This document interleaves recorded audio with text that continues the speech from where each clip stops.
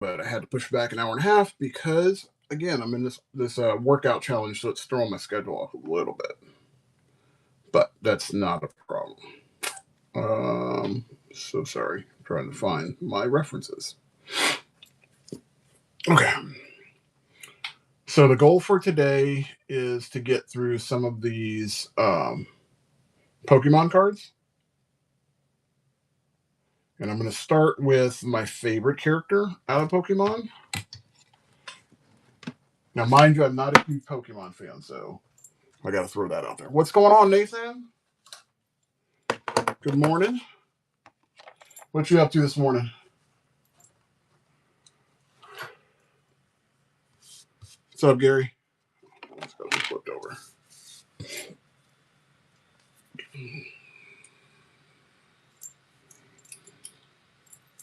Yeah, this is going to be a fun one because I got a lot of Pokemon cards I'm working on.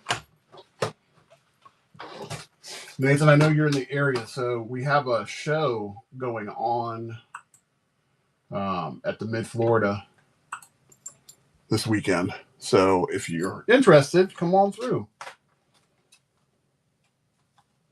It's called the Treasure Coast, Mid Florida Card Show.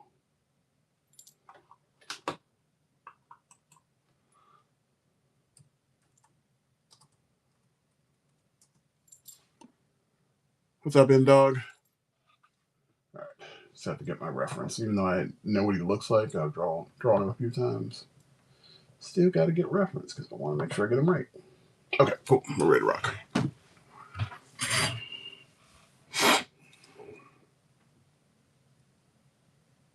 Yeah, that show will be on both Saturday and Sunday. Yeah, I love that Greek festival. Nothing like getting some Slovakia and the gyros. Those are the best.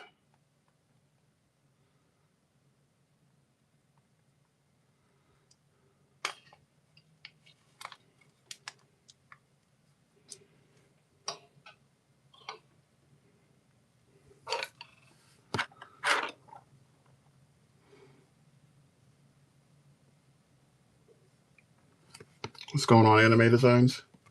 Yeah, that festival, I've loved that since I was a kid. It's been one of my favorite festivals of all time. It used to be that festival fell on the same weekend as the fair, so they've actually changed the dates.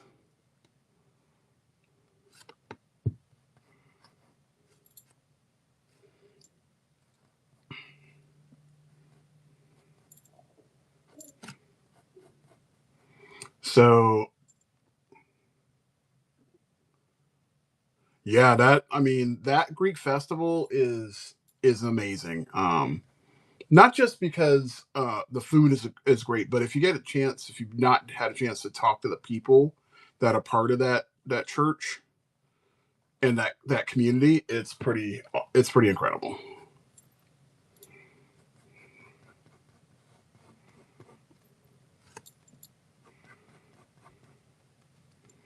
Yeah, when I was a kid, my parents brought that stuff home, and they would go literally Friday, Saturday, and Sunday. And that's all we had for food. What's up, sick?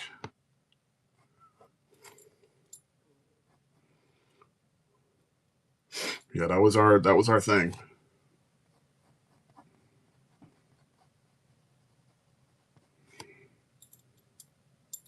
So just give you guys a little context what I'm doing here. I have a show this weekend, a card show, and I'm making some custom full art um, Pokemon cards.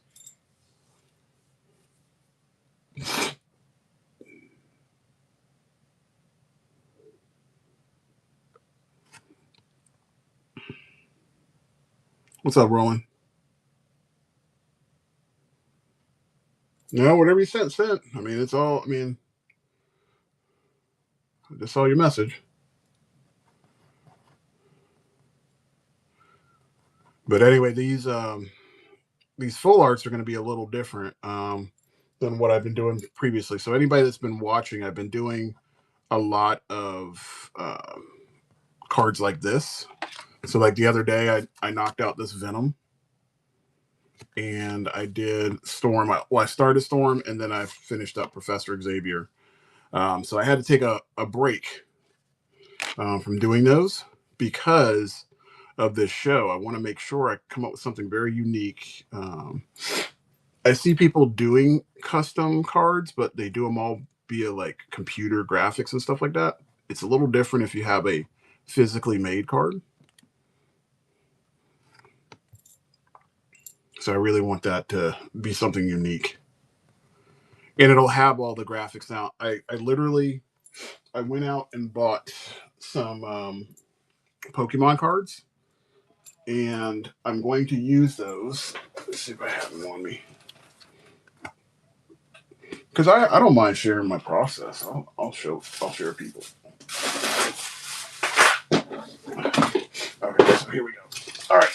So this is how it's gonna go. So here's your traditional Pokemon card, because you guys all know what they are, right? So you get a Pokemon card, say like this is one. I got some that really aren't worth a darn.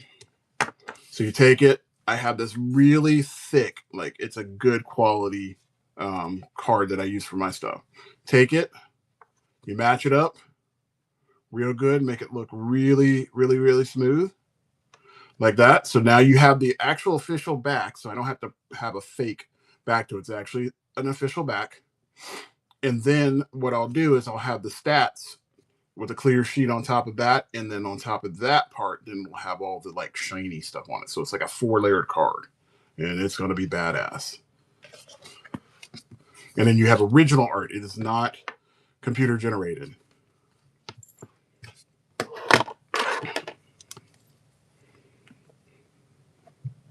Let me not poo-poo on other people's stuff. If you make computer generated stuff, cool for you. But this one is going to be definitely unique for anybody that gets it. And you can never go wrong with Mew, ever. Like Mew and Mewtwo, definitely they're like the top. Well, thank you, Gabe. I have not forgot about those monks.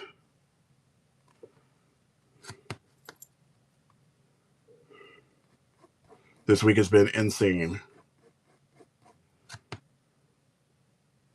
Well, that's very cool. I mean, I would love to see like custom work that you do.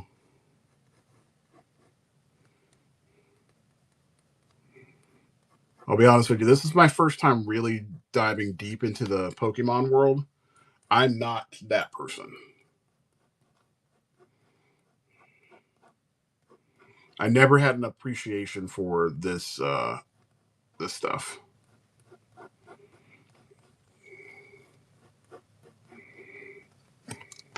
I will probably be the one person that says, with Pokemon, I was like, they look boring and generic. However, they did get better as they went along, though.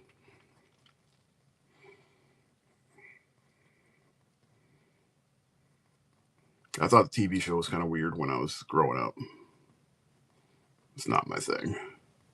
The movie is really what got my attention, because when I saw this dude in the movie, I was like, that character is hella cool.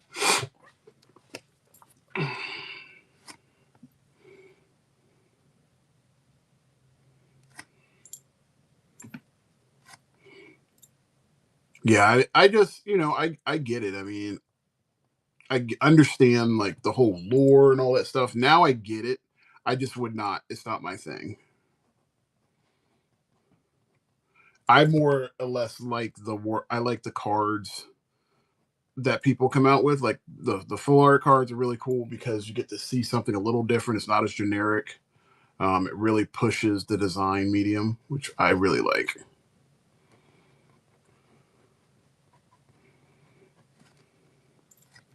But I'm glad they have something like this out there for people. And the best part about it is that this legacy that they've created. I mean, we're talking like I saw this come out in the 90s, and it's been around for that long. The only other thing that I could think of that's been around this long is probably Dragon Ball Z and The Simpsons.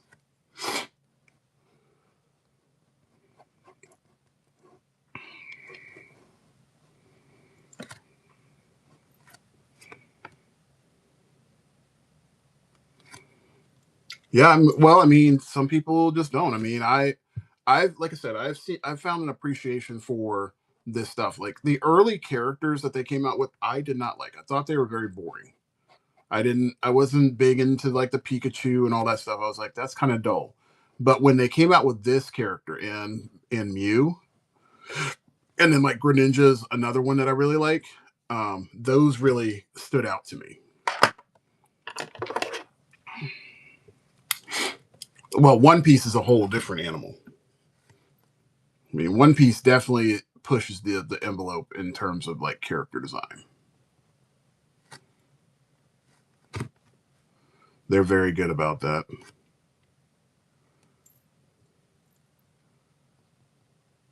One Piece is really good about that. Bleach was really good about it. Um, Dragon Ball Z's getting back into it, but at one point they really did, but they were trying to go more for the fight stuff, so that was really cool.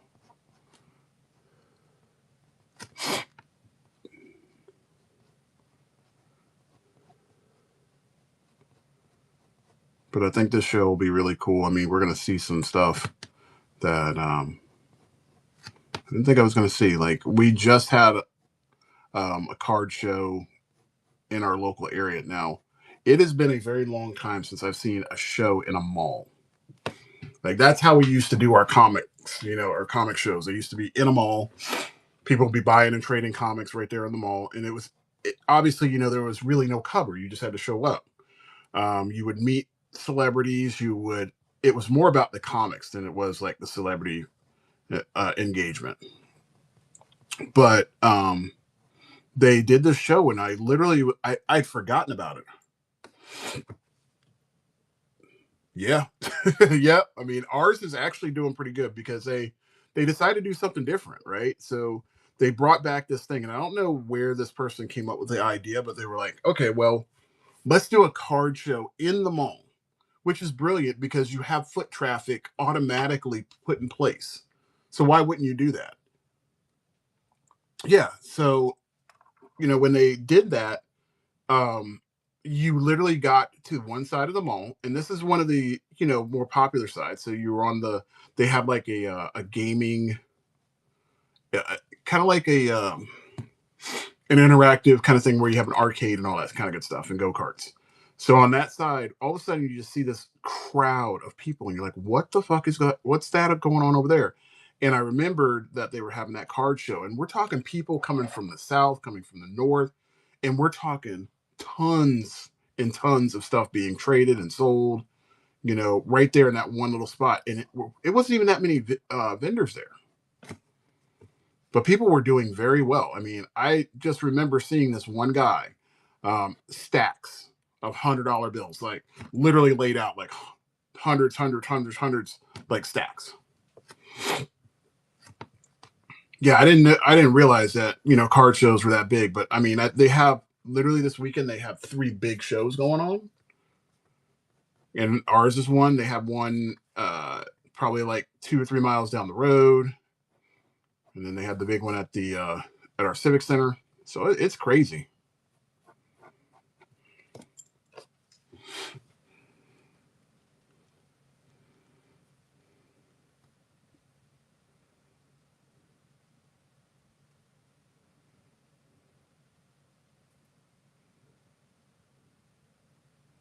Wow. Yeah. I mean, I would honestly, I never would have thought I would be doing something like this, but I said I was going to do Pokemon anyway. So this kind of like takes out a lot of my characters. So it's going to be like perfect.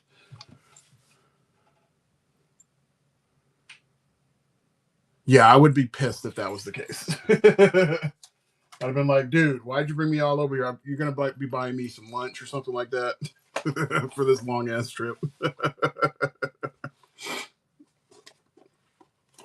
I think like hotels, depending on the hotel venue, it works. But um, I think stuff like gymnasiums work.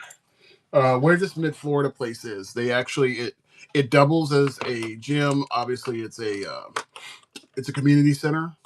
It's a concert venue, so it's got a lot of stuff. So they're always doing stuff in our area at this specific venue. They even do wrestling there. They're going to have a couple of wrestlers in place for this particular event, so it's going to be really cool to see that. We got MMA fighters that are going to show up there. Um, a bunch of tables. Yeah, it's insane.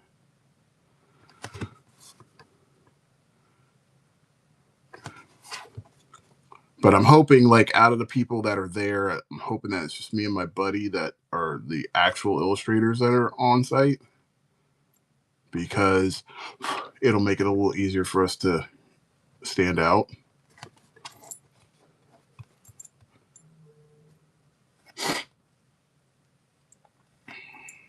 What?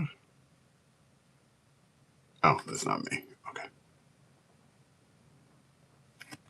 Gotta figure out what's going on there. Okay.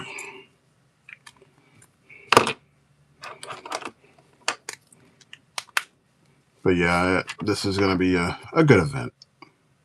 I can feel it. So I have this. As I'd mentioned before, I got myself into a gallery recently too, and we just posted about that.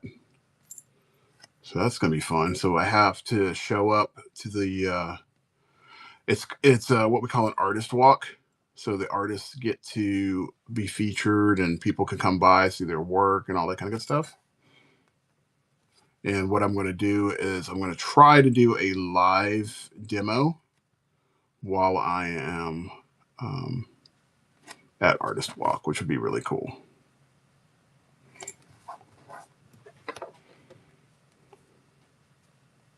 Well, I appreciate that. Yeah, I mean, the cool part about doing, getting your stuff into a gallery is that now you have more eyes on you and people can actually start seeing what you do. It's way different when people see your work in person versus seeing it online.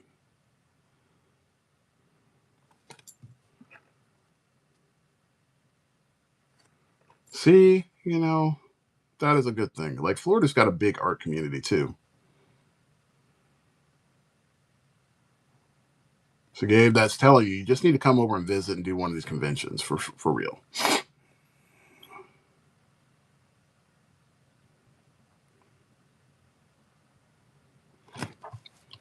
Yeah, I was thinking about you the other day. One of the ladies that we have that is at the art gallery, she does watercolor, and oh my god, it's insane.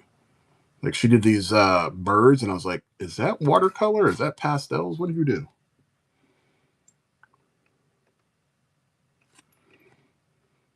Well, yeah, we have good weather, but it's getting expensive to enjoy that weather.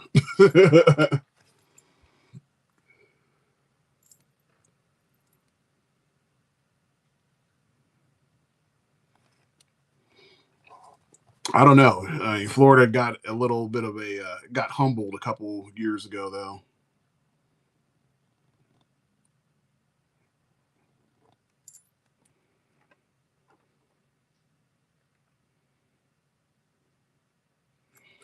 No, no, no, no, no. It's not 2 days of cold. It's like 8 hours of cold.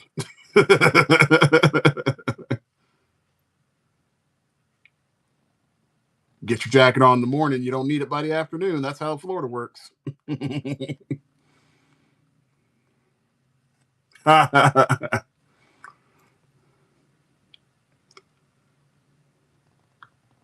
Yeah, I mean here, holy crap. Well, our humidity is bad. However, like I have family that lives over in Texas. I think that's way worse. Um, let me see something here. I think I might have fumbled. Oh, that's his foot.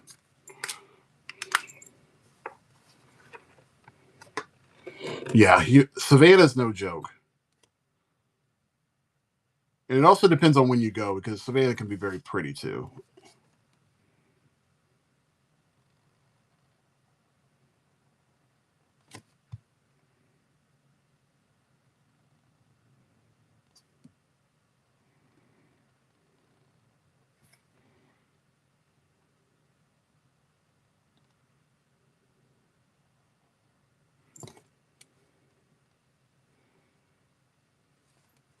Well, I'll take some rain. That's comforting. It's calming. for the nerves. Take some rain all day long.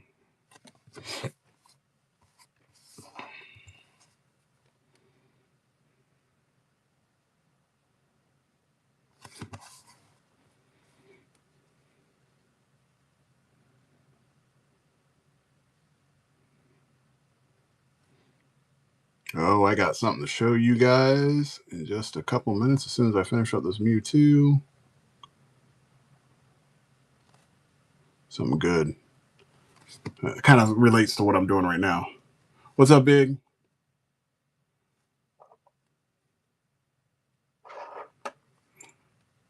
Well, I mean, look, I appreciate the compliment.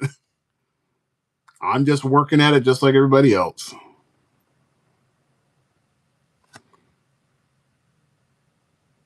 You know, there's something to be said about, practicing makes you better.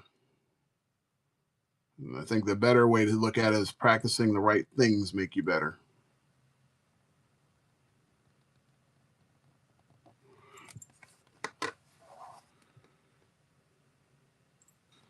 Well, I mean, the one thing that I can say is that we have to develop patience. And you would know best because you do um a specific type of art form that is very hard to do. Not a lot of people can do what you do, Gabe.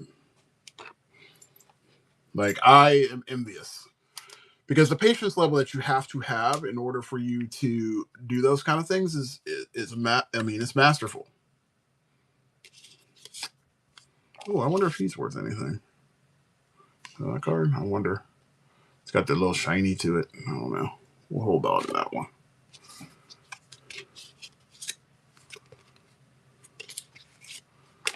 All right.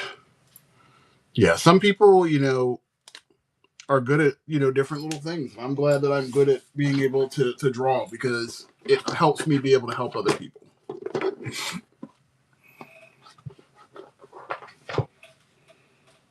Yeah, I'm gonna have to take a look at that because I just grabbed a set of cards. I mean, don't get me wrong. I'm not keeping not a one of them. Not a one of them. Maybe that metallic one if it's worth a darn, but I have no interest in keeping them. I just like to create them. What's up, Jose?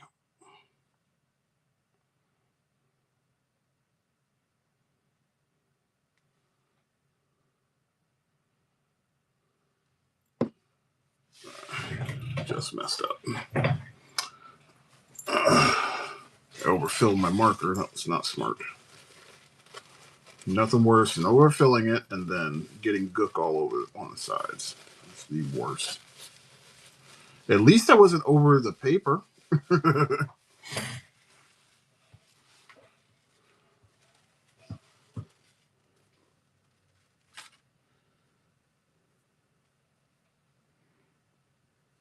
Okay. All right. You know what I found the most difficult in creating these custom cards? So, like, say for example, like this card, right? Making these graphics, like all of this stuff, is a pain in the ass. You're doing all these little graphics. That was hard.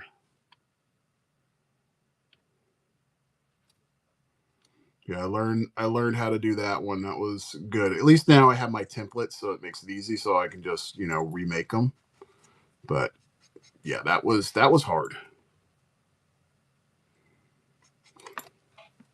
Hang on one second. I gotta check something real fast here. Oh, sweet, cool. I got to tell you guys about this workout challenge before I go back to the Pokemon stuff. So we're doing a workout challenge this week. It's all about endurance. So you have an option. You can walk, run, bike, stair stepper, or swim. Those are your three options. Now, depending on your distance, will determine how many points you get. So if you run a mile, you get a point. If you bike ride 4 miles, you get a point. If you swim a mile, you get a point. And if you do, I think it's 100 flights, you get a point.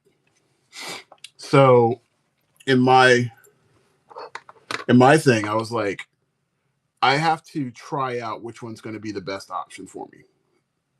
I didn't realize that when doing this, they gave us the option to basically post as many of these as we want. And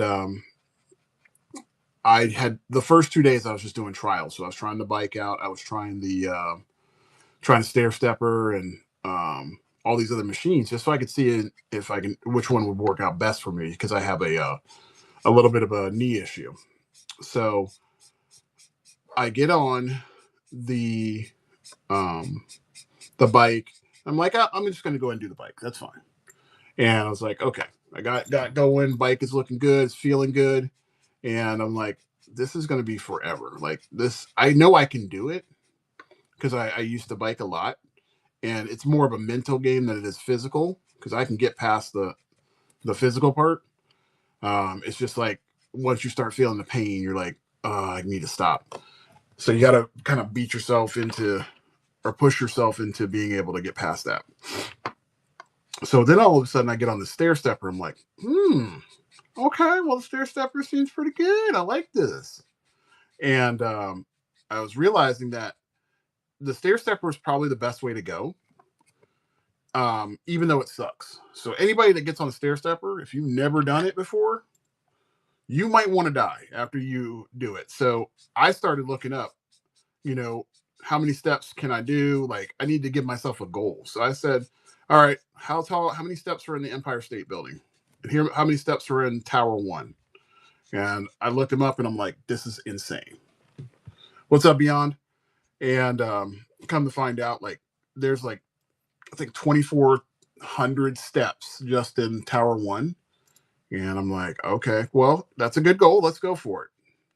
And especially because prior to me doing this, we have another girl that's on our team and she did like 2,200 steps. And I was like, oh, fuck that. I'm going to beat that one. And of course, I went ahead and went for it. So the first time I did it, I started up, I went going, I made it about 10 minutes and my hand accidentally slipped and hit the button and it reset. So all the steps that I did for that period of time, which I think was like 600 or 700 steps, all that got wiped out. Now, most people would be like pissed and be like, I'm done. I'm not doing this no more. I'm moving on. But that's not my mentality. I was like, we're pushing through this bitch. So I ended up doing 140 flights of stairs at 2,000 and I think it was 2,400 steps. So I beat the amount of steps I needed to do to hit that stepping challenge. So that's one of the reasons why I've just been so late lately because I want to win so bad. I'm extremely competitive when it comes to this stuff. But yeah, that's the challenge. It's all about endurance. How far can you go? And I did the same thing this morning. So that's one of the reasons why I was running behind because I wanted to make sure I got enough points in.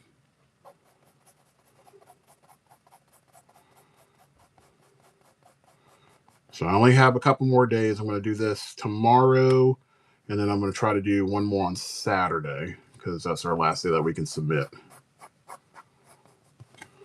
And so first thing Saturday morning before I do my show.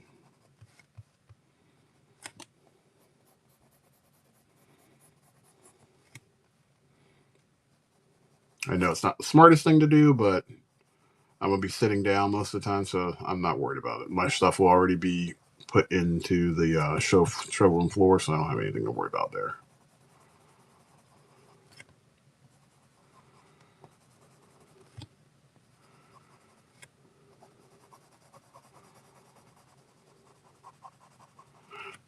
All right, so while I got you guys on here, do you guys have any recommendation for Pokemon that you might want to see me do?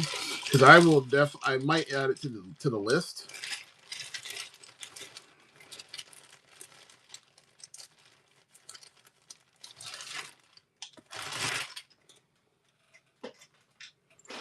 All right, let me go ahead and put this on my list so that way I don't Miss these.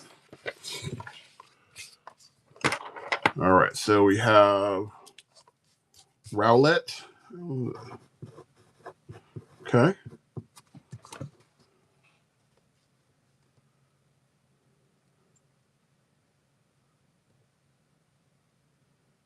All right, so I'm looking for a black rabbit. Let me see. I wonder if does he look like he's got a mask on his face?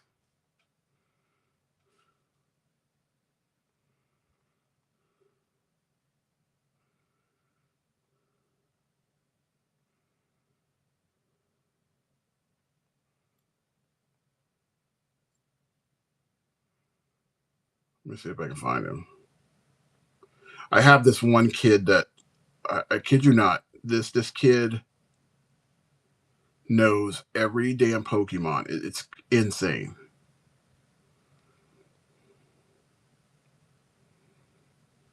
I'll have to see if I can find that character. I got to do Umbreon this week as well. It's not that character, is it?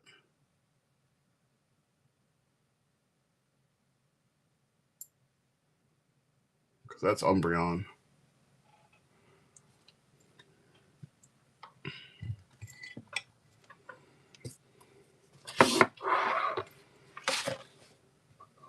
Yeah, I have a lot of suggestions from people, and I really want to try to incorporate a lot of those, as many as I can.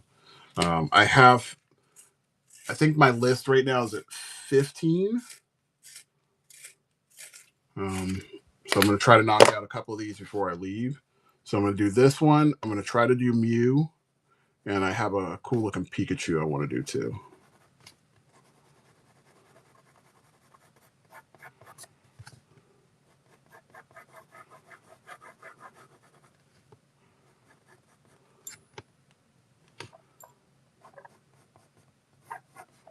Yeah, I wish I knew all those different little characters. It would make my life a lot easier.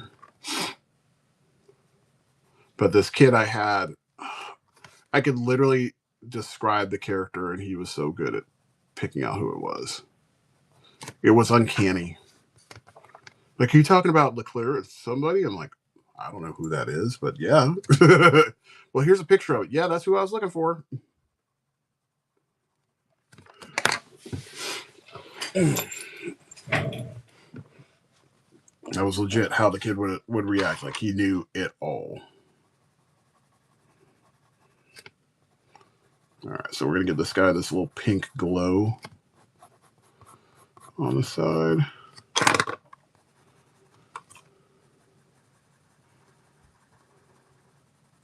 Trying to smooth all this stuff out because we don't want it all like jagged. We want to have a little bit of smoothness to that colored pencil.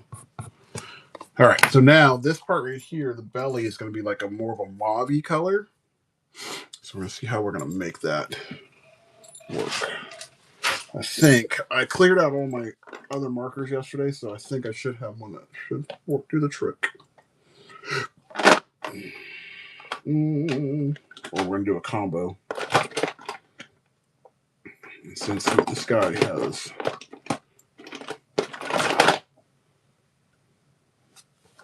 certain colors to him, I'm going to add some warms to him, like warm grays, just to give him a little bit of a shadow. So we're going to put this like right over here. Yeah, I thought that was Umbreon.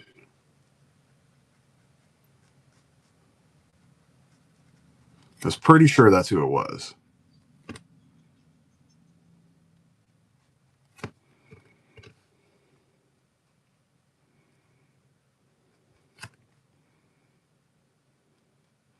Yeah, I guess I'm supposed to do all the different evolutions of Eevee.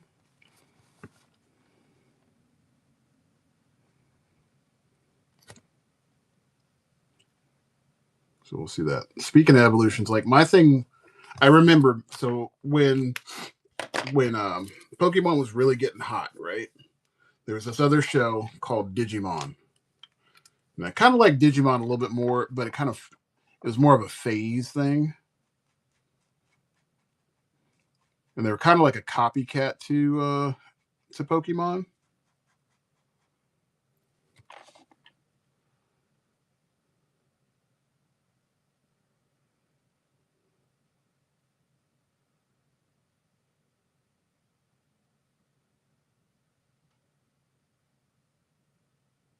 Yeah, I'm definitely going to be doing commissions on like these cards right here. I will definitely say that these are going to be a lot more expensive, only because that they're going to require a lot more work. Um, so yes, I'm definitely pricing them to be competitive.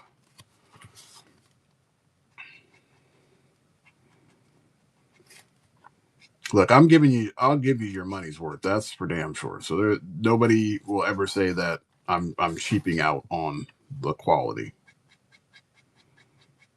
And in some cases, you get better quality.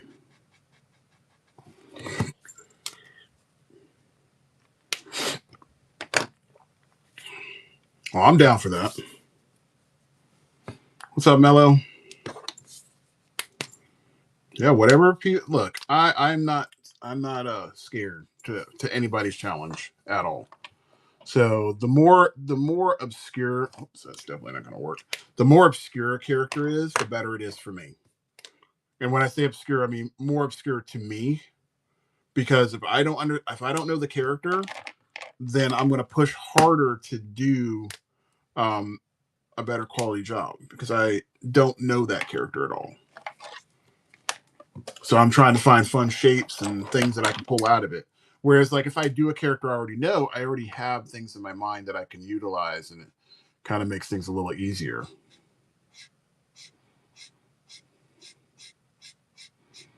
All right, so I'm gonna push this onto the bottom of his belly, and this will go onto his tail.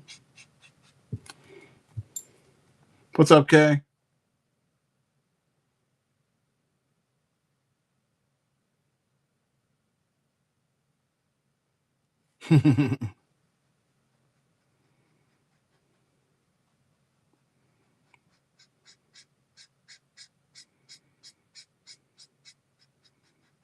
Yeah, this is my first time ever like drawing a Pokemon card live. Like I've drawn the characters plenty of times, but doing this is a lot different. All right, this should give me that color I'm looking for. Yeah, that's what I was looking for. I knew I just had to put an undertone on it, and that would give me my color I wanted. And then I can tone it with the warm gray.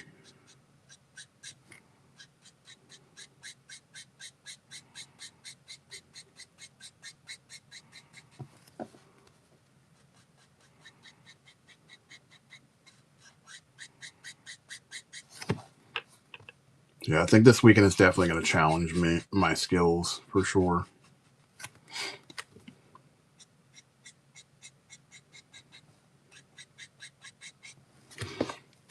I think the best part about doing shows in and of itself is that I like meeting people. It opens up some opportunities too. Oh, are they? So what should I expect? What if since I've never done one of these shows, what should I expect?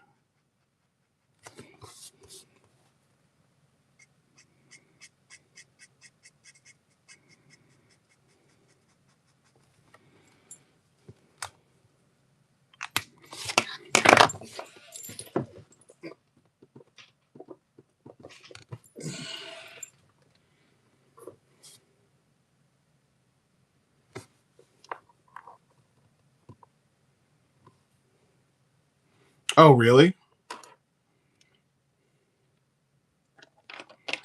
So would you say like they're the people that are at these shows, like the parents and the kids that come out, like are they very particular? Like if you're doing commissions and stuff like that, are they very specific?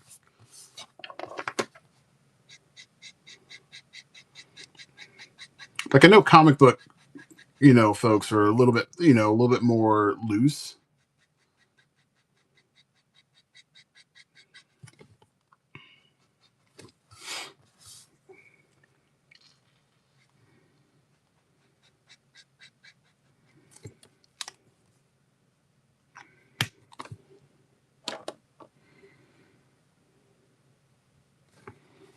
Yeah, I mean, hopefully tomorrow. Like, I'm trying to get my stuff in today because I just wanted to make sure I had a set of 8 that I could do right as far as like the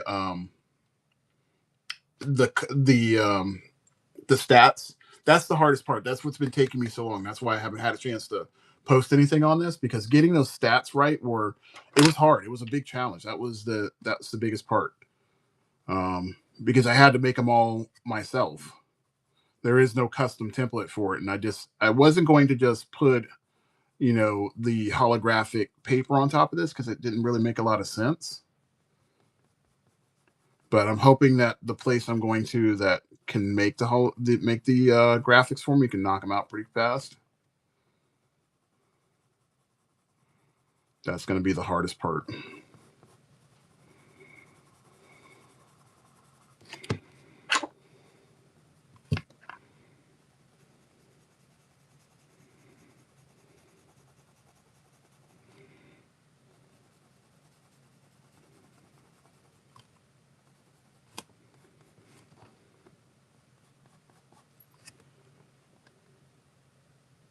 What's up, Lucy? Um, yeah, we're gonna see. I will definitely. I will at least have the the backing done. Have the I have the hologram covers or the screens ready to go. They're sitting in my bag, so hopefully today, as long as the company can print them out really fast, which they should be able to. They're telling me 24 hours to do it. I'm like, why does it take you 24 hours just to print something on a clear piece of acetate? It's not a hard process. All you need is a damn file and just go. You're just making it harder than what it's supposed to be.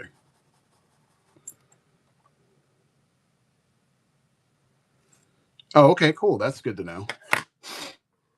Yeah, we had a plan to do a raffle anyway, so that'll work out.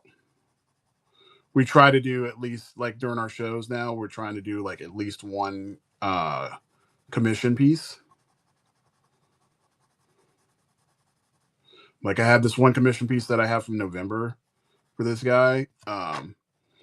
The reason it's taken so long is because every time I try to attempt it, I didn't realize what he was asking for until after he, won the prize. When I saw it, I'm like, this is fucking insane. But you earned it. It's just going to take me a little bit of time to get it done.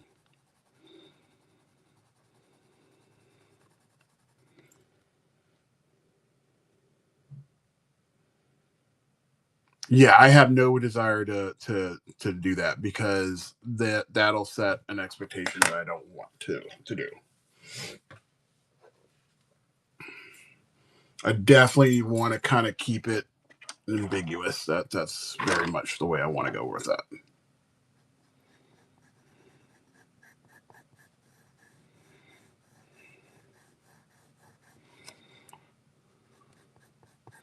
I mean, the cool part is they'll have an idea of the kind of stuff that I do anyway prior, so that shouldn't be too big of a deal. Like I think I'm gonna have 32 cards out there for them to see on display.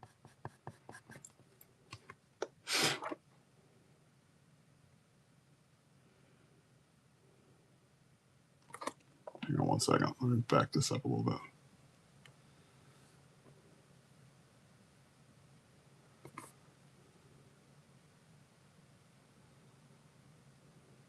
Which part did you need me to expand on?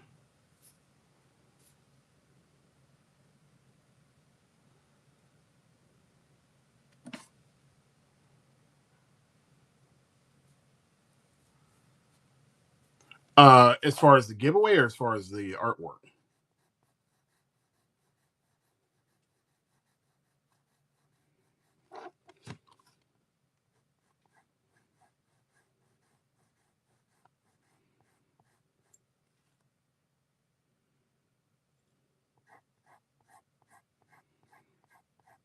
Hey Gabe, as far as like the artwork goes, what's up, collectibles?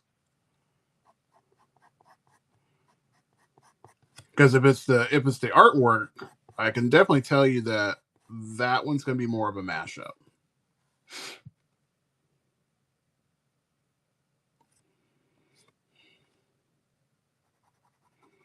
I love doing mashups of characters, like putting two characters together. I am probably going to bring back my Spider Pikachu that I did years ago. Now I sold that one, but I still have the design for it.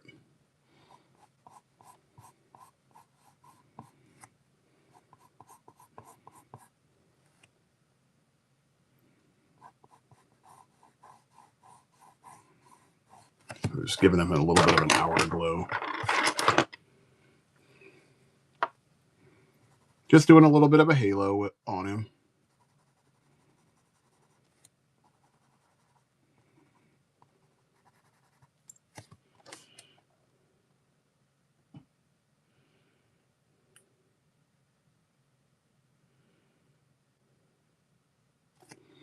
Yeah, I have some like really unique ideas that I want to do. Like this one right now, like the one I'm working on right now, this was um I'm going to use this one like the promo and get people all excited about what's about to happen.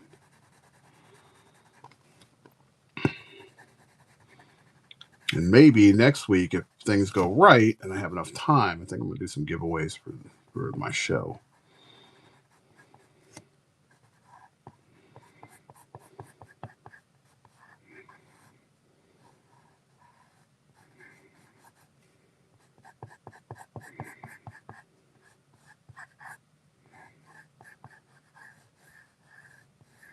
I think that would be fun.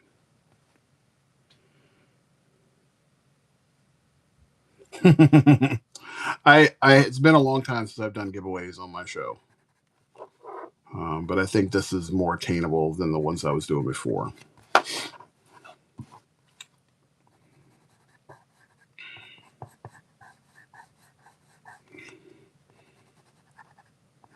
Yeah, I would do stuff live on here, and then I would try to give it away. But it was like when you're first starting out and you're trying to do a giveaway and do it like that, that's a tough ask because you're trying to get past your nerves, and your nerves are overbearing, and they tend to mess up the quality of the work. So I felt like the first two that I did were kind of horrible.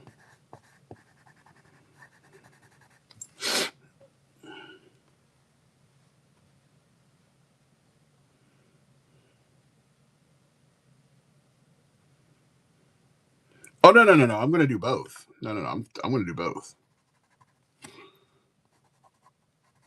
I think I'm only going to do one giveaway per day, so that way it's just not insane for my show. But as far as here, I want to do one. I've been thinking about it a lot.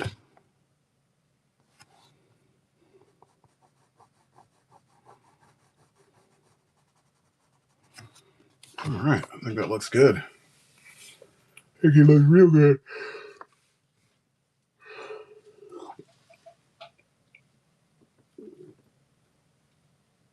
Yep, not a bad way to start my morning with some Mewtwo.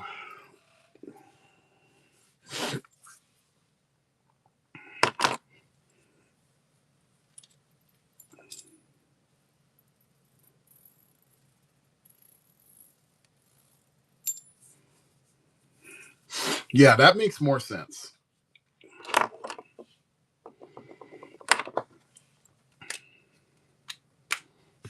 And I love having the people that I have on here, but I want to make sure that, not only just the ones that I usually talk to, but some new folks that come in. Cool. Make sure everybody has a fair shake. All right, so that's the first Pokemon card. That looks good. I'm going to make sure I get that guy posted up. And let's see who's up next on deck. I think it's Mew that's next. Yeah. Mew's a little cute.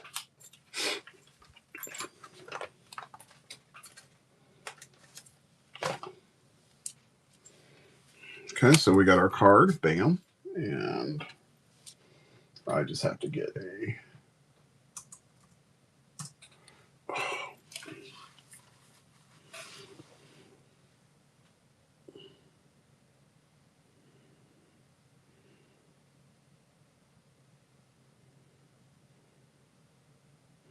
Yeah, that's Snorlax. The only reason I know that is because one of my my students was a huge fan of Snorlax.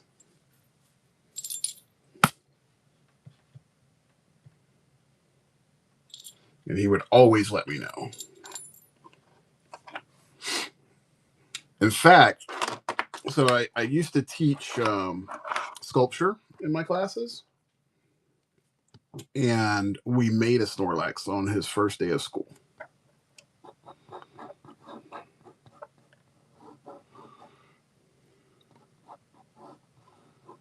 That was a fun one. So he got to take that home. But our Snorlax was actually awake.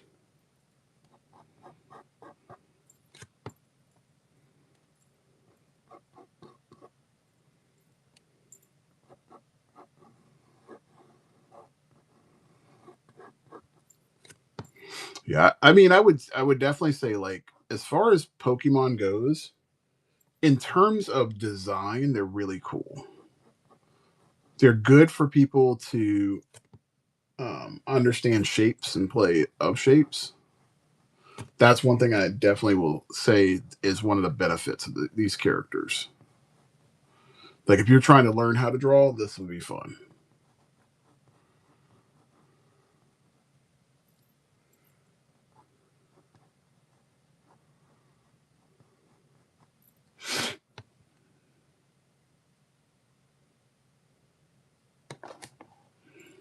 Oh, really? That would be cool.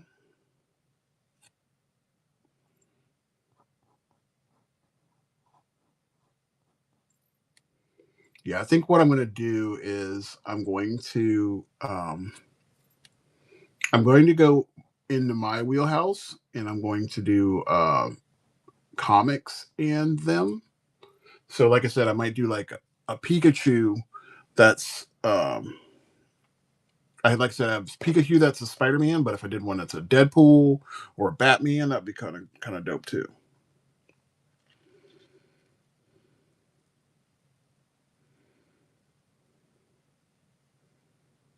Yeah, I have I found that out a while ago.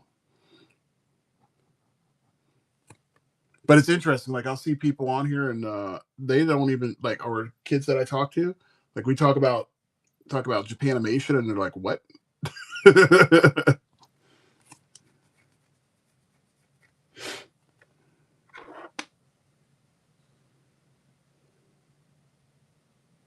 Yeah,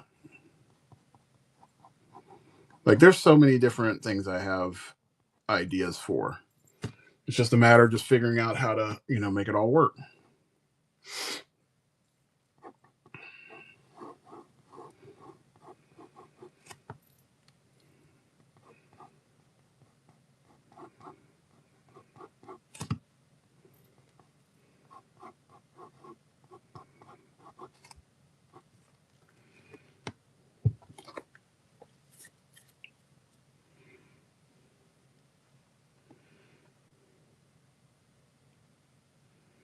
Yeah, I gotta figure out how to make that flow in my schedule. That's the only thing. It's not that I don't want to do them. It's just scheduling is crazy. Like, right now, this month is probably the busiest month I've had since November. So, like, tomorrow I have that gallery thing I'm doing, right? Then um Saturday and Sunday I have my show, and I'm done until the following weekend, and then I'm doing a Black History Month presentation where I'm doing two paintings there for that and showcasing some of my art. So it's just like, I'm not mad about it, because I pray about having blessings come my way. So I'm just basking in this whole craziness that's happening.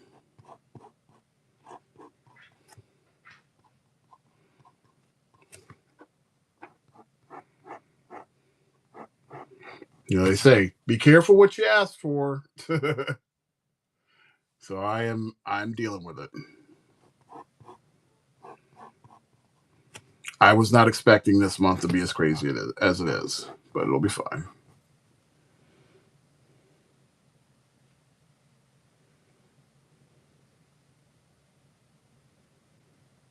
What's the praise report?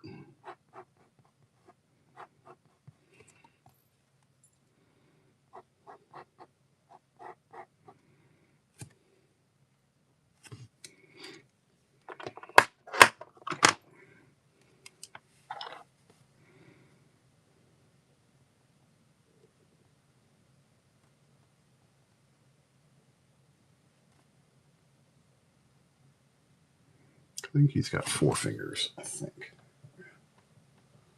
Let me take a look. It's either he's got 4 or he's got 2. No, he's got 3.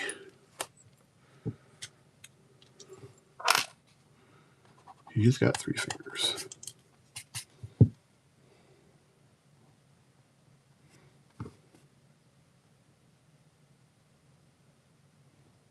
Nothing like drawing these little nimble fingers of his.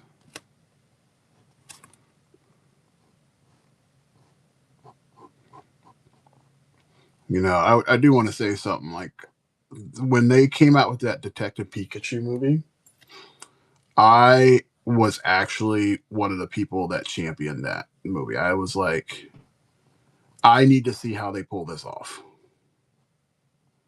I thought like the story could be better, but that's not what I went into the movie for. I went into it like, how do you pull this off? How do you make these Pokemon cool? And the fact that they actually did it and it looked really good was shocking to me.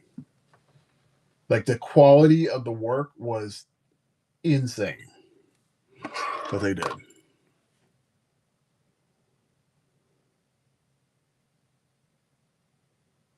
Really?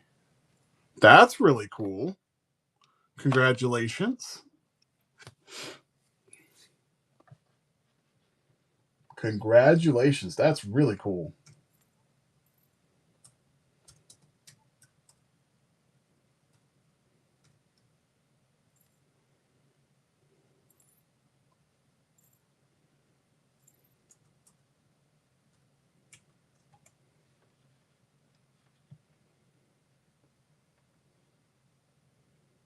How did you manage to get that hookup? Yeah.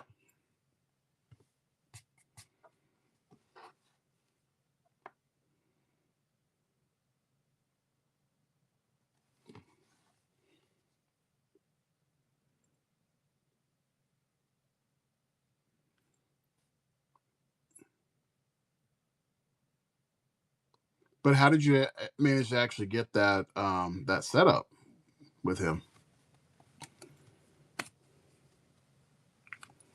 Oh, okay. So, okay, that's cool.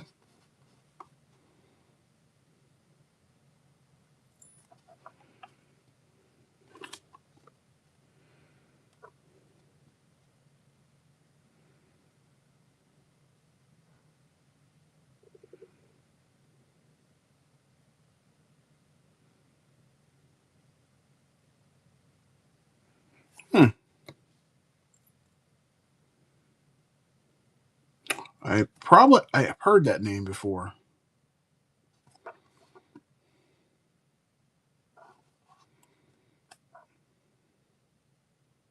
Probably know his work more than I probably know the name.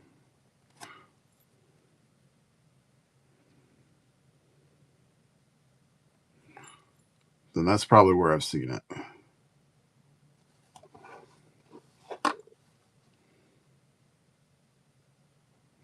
My thing is, I hope they walk you through like the traditional skills. Like that's important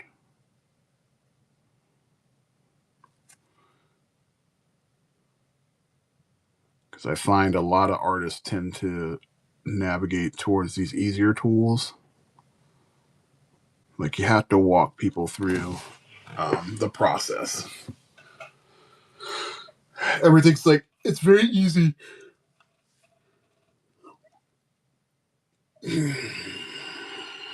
Yeah, you can pick my brain. Absolutely. I think digital's great, but it can be a hindrance too. You have to be able to flip flop between the two.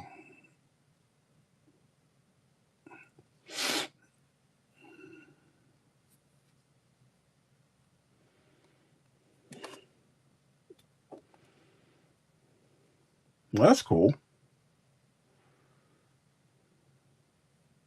Well, they definitely have some skills that are beyond ones that we have here in the states. I've basically fell into this world with this guy. His name is Patrick Brown, and he's from Australia. And that dude is insane. Like he's so good.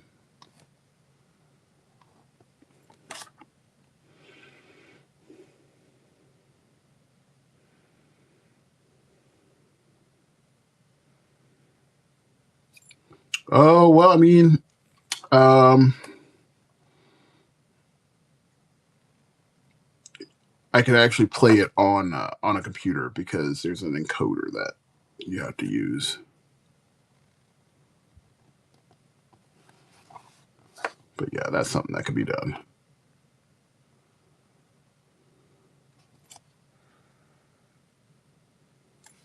That's cool. It's always good to like look at that kind of stuff. I used to do that with the Todd McFarlane tapes that he used to do back in the day. I wore that thing out.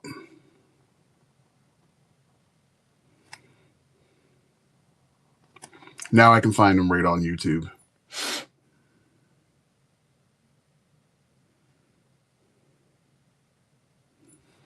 Hmm. I might have to take you up on that one.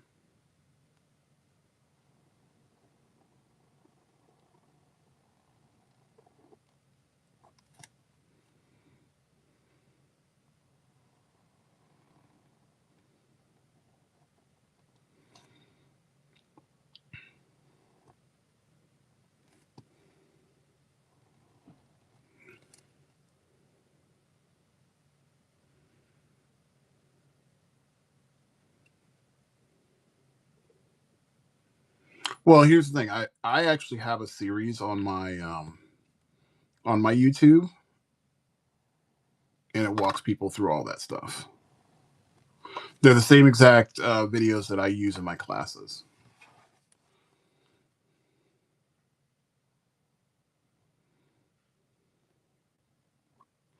So they teach people about Illustrator. They have like little tutorials in them as well. Teaches about InDesign and Photoshop. I haven't gone through and walked people through my Photoshop stuff. That's good. That's all. That's definitely a bonus.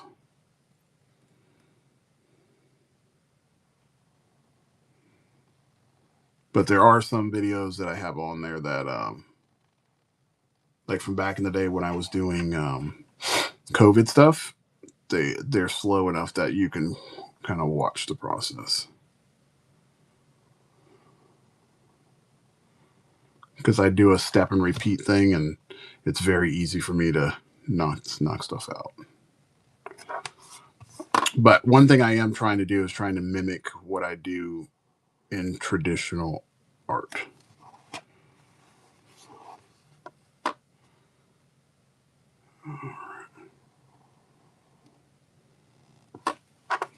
Like I want everything to match up. Bam.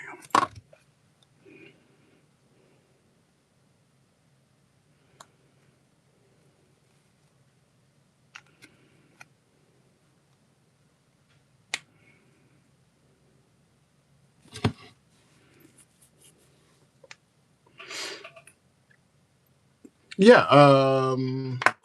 Shoot, what is that program called? It's called. If you go on, it's called Millinote. Let me give it to you. Let me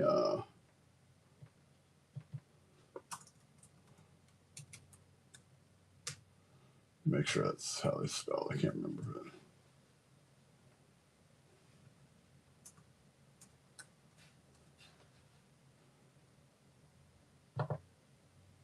So if you go, yeah, it's free. You can go online. It's Millinote. I'm gonna send it to you now, so that way you know what it is. What not? It's great because it's very very easy. It's kind of like having a whole bunch of flashcards or post-its, and it's very easy for that process. Pull this up here.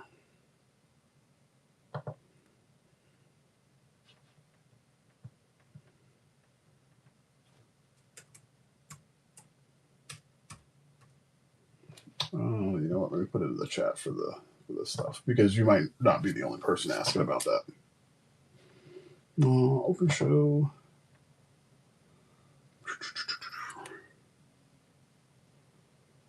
I'm not sure. I don't use Chromebooks anymore, so I don't know.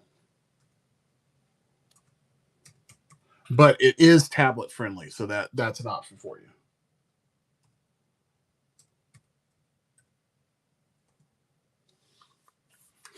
Yeah, so it is it's made so that way you can go across platforms. It's an online based system.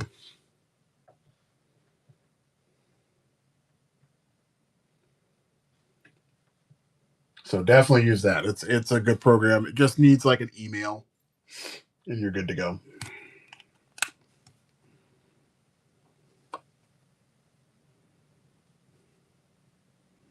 Cool. My character looks dope. I like it. So this one's got like a really light paint to her. This is where it's good to have extra cards available so that you can do the screw ups on the stuff that you don't want to mess up. So that is not the right pink. It'll be a little softer of a pink. I need.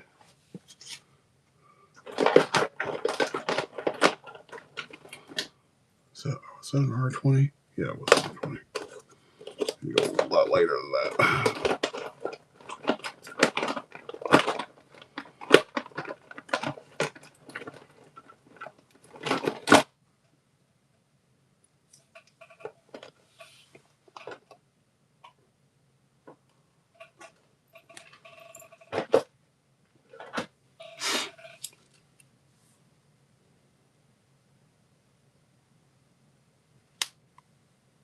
What's the thing about the ADHD? Because I definitely have that. I'm not gonna lie about that part.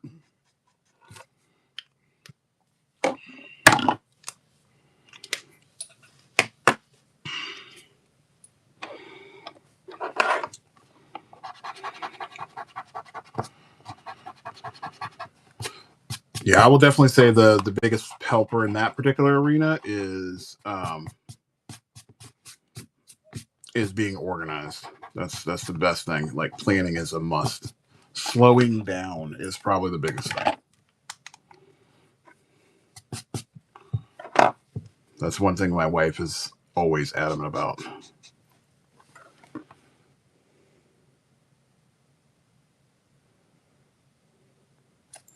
Yeah, I mean, I teach people habits because I've noticed a lot of people that I work with, especially youth. I don't know if it's just the ADHD thing, but or it's a thing that we're all about move fast. When you're moving too fast, you can't process correctly. Like your brain's just not made to move that rapidly. And I know for me, I've always been like this, where I'm just like zoom, zoom, zoom, zoom, zoom, zoom, and it's not healthy. But this is before we had these diagnoses that really were out there saying, hey, you might have this particular diagnosis. And I know that this has been part of me, and I'm okay with it. That's fine. People are like, you shouldn't normalize it. Well, I mean, it is part of you, so you got to kind of normalize that. No, no, I don't have. Look, I'm past the point of being worried about any of that. That doesn't bother me at all. You're not offending me at all. I'd rather put it out there so people know, because if they're in the same boat, they know how to tackle it. I am not offended. And if it makes me weird, I don't care. What's up, Jay? How you doing this morning? See, the problem is people don't look at the problem. They don't address it. They kind of ignore it. And I never understood why I couldn't like sit idle and do something for long periods of time, unless it was something like using my hands. Then I could sit down for hours. Um, but it was also kind of compiling my thoughts and all that stuff. Ooh, that's not good. Yep. Well, you didn't get a chance to see this one, but I'm going to show it to you. So that was earlier.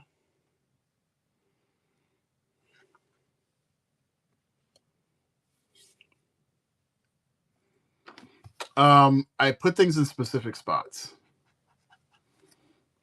So like my markers that I have them in a bin, and they do not leave that bin. So when I'm done, here's the biggest part. It's like when I'm done doing this stuff, um, like today, I know that I'm going to come back here today. So I'll leave specific markers out, but the rest of them have to go back in the bin.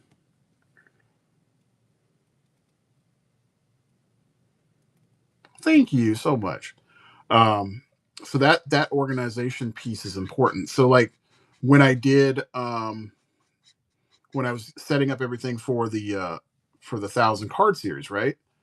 I had to start the task, and the goal is to finish the task. Or if I don't finish it, I have to give myself a completion goal.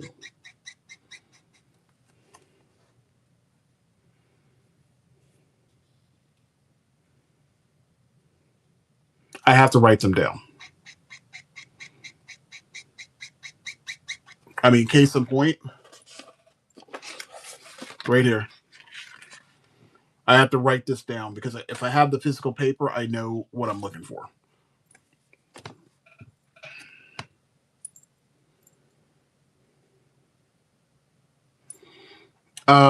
Well, like for example, that list, I'll write it on a specific piece of paper and I'll put it where I'm going to utilize it. So that list goes back into my binder. Having a notepad that is spiral bound or it's bound, then that's what you have. Like I have a journal for like when I'm working with clients, I will have that journal specifically for just clients.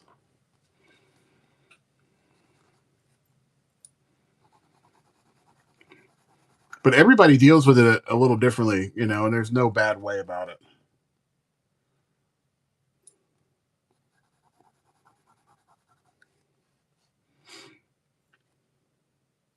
Thank you. Yeah, Copics are fun.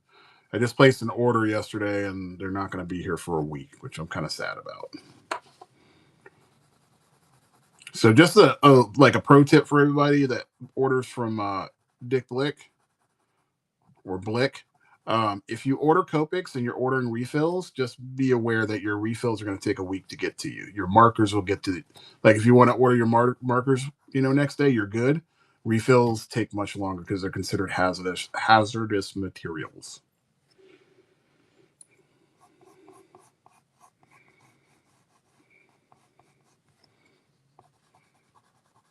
I forgot that that's how they do things over there.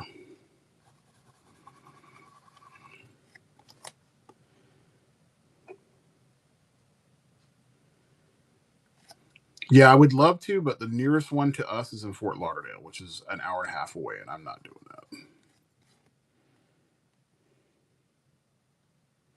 I've never tried those before.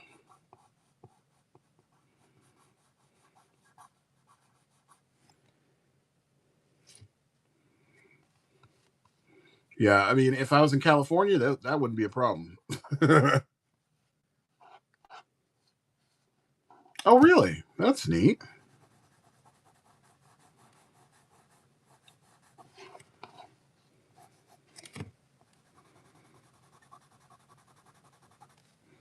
Yeah, I gotta try some new materials. I've gotten so used to using these for so long that they're kind of like my go-to. Like I just added colored pencil to my stuff in over the last couple of years.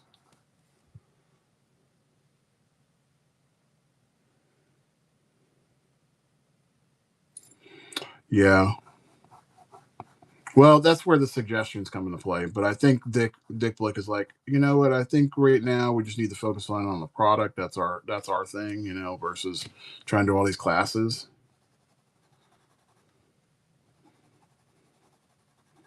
I think it would be cool. I think it would be a good selling point.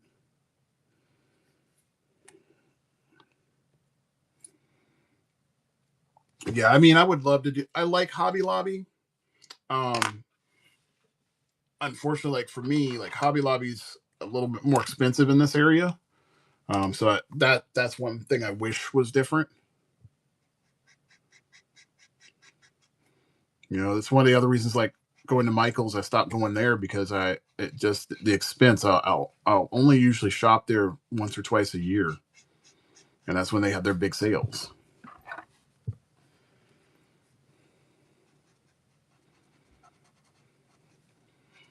I think a Hobby Lobby. I like Hobby Lobby more than I like going to Michael's though, because I think Hobby Lobby has a lot more to offer.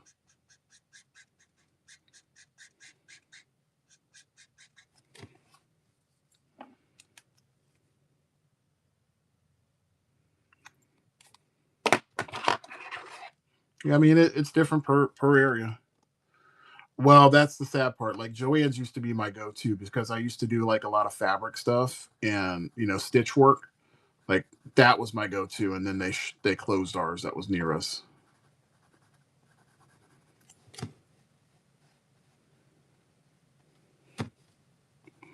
Yeah, it was so sad. Like I had to go in there when they were shutting down the doors and just buying stuff. It felt so depressing going through a store going through its last days. That's just not fun. And mind you, like I went to Joanne Fabrics when I was like 4 or 5 years old. Like my mom would make dresses by hand, and she would go buy all of her fabrics from there.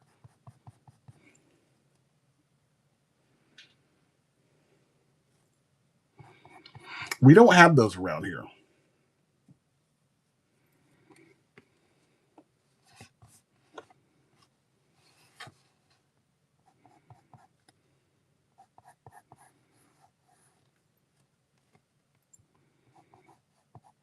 Yep, just not one of those stores that we have here. I mean, our big ones are Michaels and Hobby Lobby. Those are our only two that we have in this area. We have a really good art and craft store up in Orlando that's just like chef's kiss because it's more for graphic designers. So you'll get like a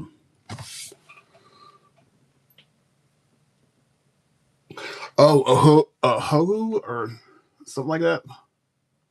I've never used those.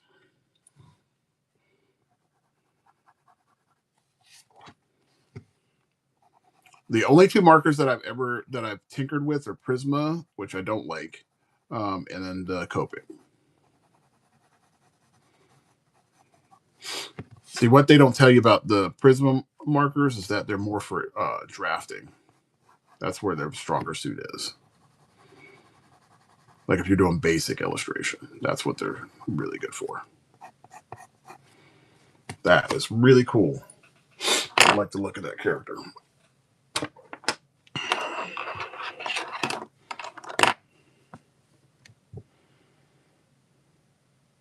Yeah, that's the part that was weird about those markers too. I agree, 100%. Um, I was disappointed about those because I would say maybe 70% of them were not dry.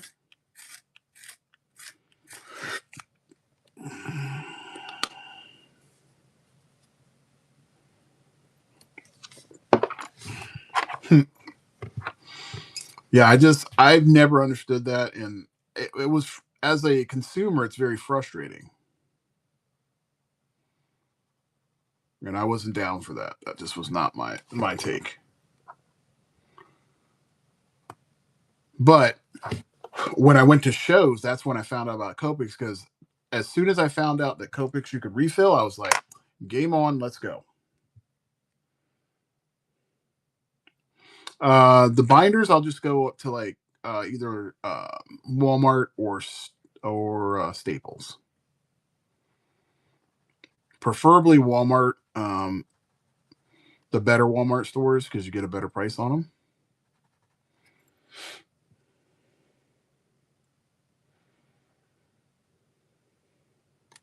Yeah, I heard about that. Somebody told me about that on here.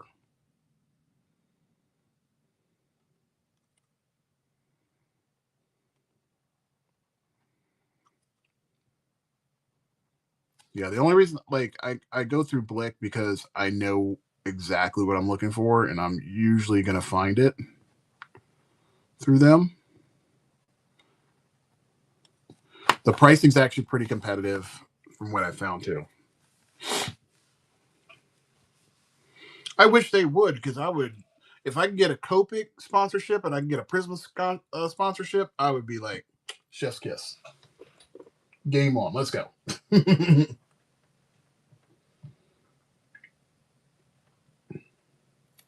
That would make me super happy.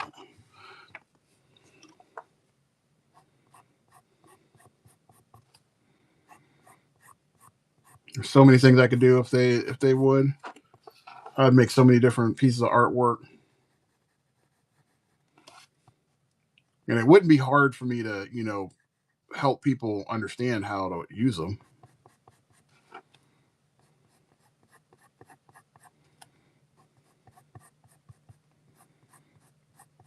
You turn people into artists just by showing them how to use a tool right. So it'd be perfect.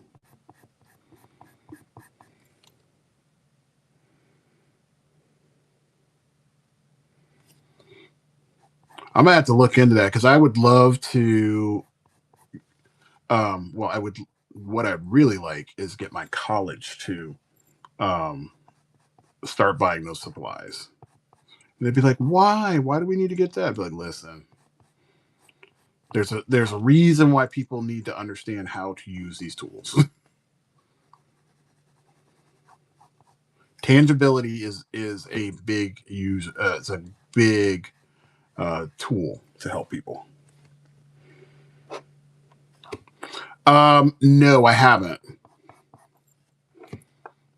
I use a traditional airbrush, so for me, I wouldn't. I have no need for it. I think it's cool looking.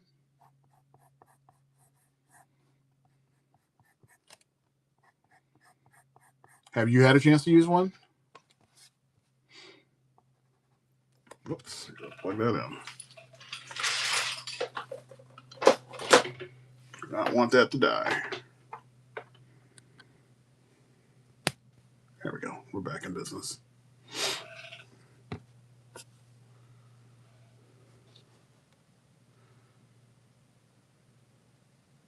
Oh, really?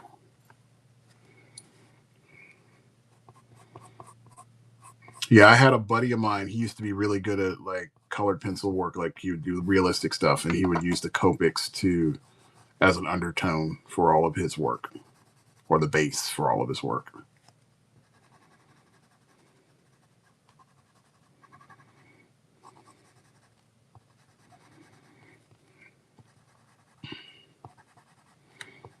Yeah, it's kind of crazy, with that guy because he was so good, didn't want to ever show his work, and then all of a sudden, like, you need to show your work, and he made like we went to one show, he outsold me. Like he made like 3 grand in one weekend. It was insane off of prints.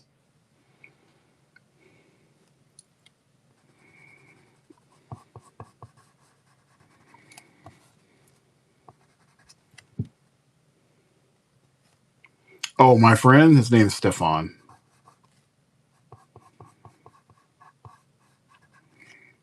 Like I would look at his work. We used to work at Best Buy together, and he would show me his work. I'm like, dude, why are you not showcasing your work? Oh, I don't want to go ahead. I'm just not ready. I'm like, what is wrong with you?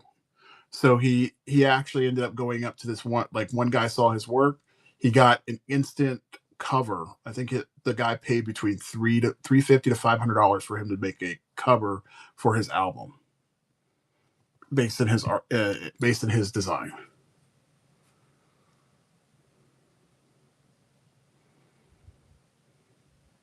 Oh, no, no, no. He would show all that too.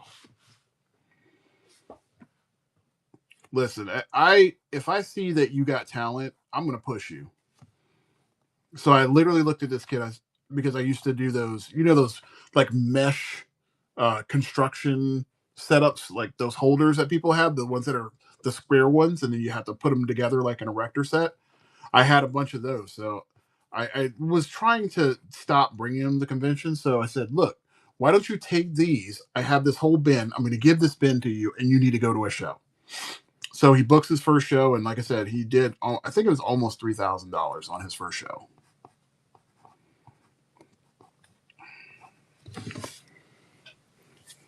But then he got his confidence, and then he went to multiple shows, and he understood. He's like, I do have something here.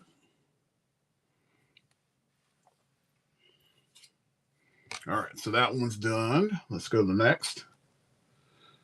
Let's see. I know I have. Oh, we're gonna do Pikachu now. Yeah, I mean it's really cool when you can see somebody do realistic work and make it look really good. But sometimes you got to get other people out of their own damn way so that way they can produce. I want people being scared to showcase their work. Come on now. What if people don't like it? Well, you know what? You'll never know because you're not out there to showcase your work.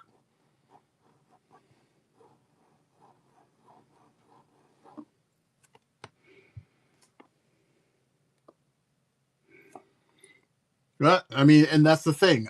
Most of the people that he was at this show, this is the cool part. So he went to the show. Most people didn't do realism. However, he did realism with comic book based characters and Pokemon. And people would see his work and they're like, oh my God, this is incredible.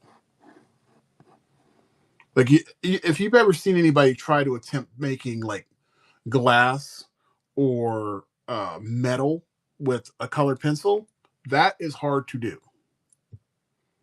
But he did it. And this was his craft. And you know, he, to his credit, he was like, thank you for telling me about this. Thank you for, you know, pushing me to do it. But it wasn't anything that, you know, he just needed to have somebody in his corner to kind of like be like, you can do this.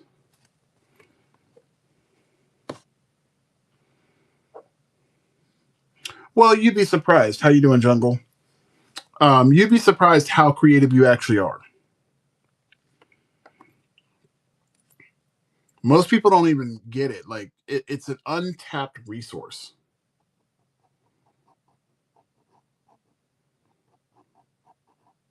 Like I tell everybody, you know, you can be an artist. It's just how much do you want to put into it. You know, people say, "Oh, I can't do what you do," and I'm like, "Yeah, you can. You 100% could, but that's not your thing." You know, I could be a dancer, but I have to put more effort into it in order for me to be a really good dancer. Whereas some other people, it's more natural.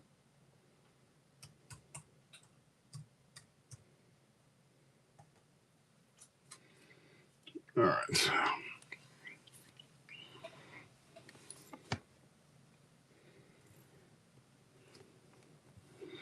Yeah, I'm just working on some of these Pokemon cards. That's the goal for the day.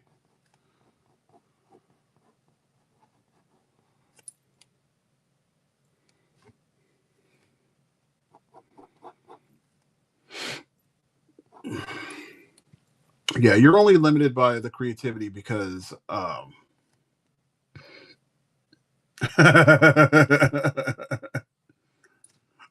you're only limited because of the fact that it's not something that you have to do on a regular basis.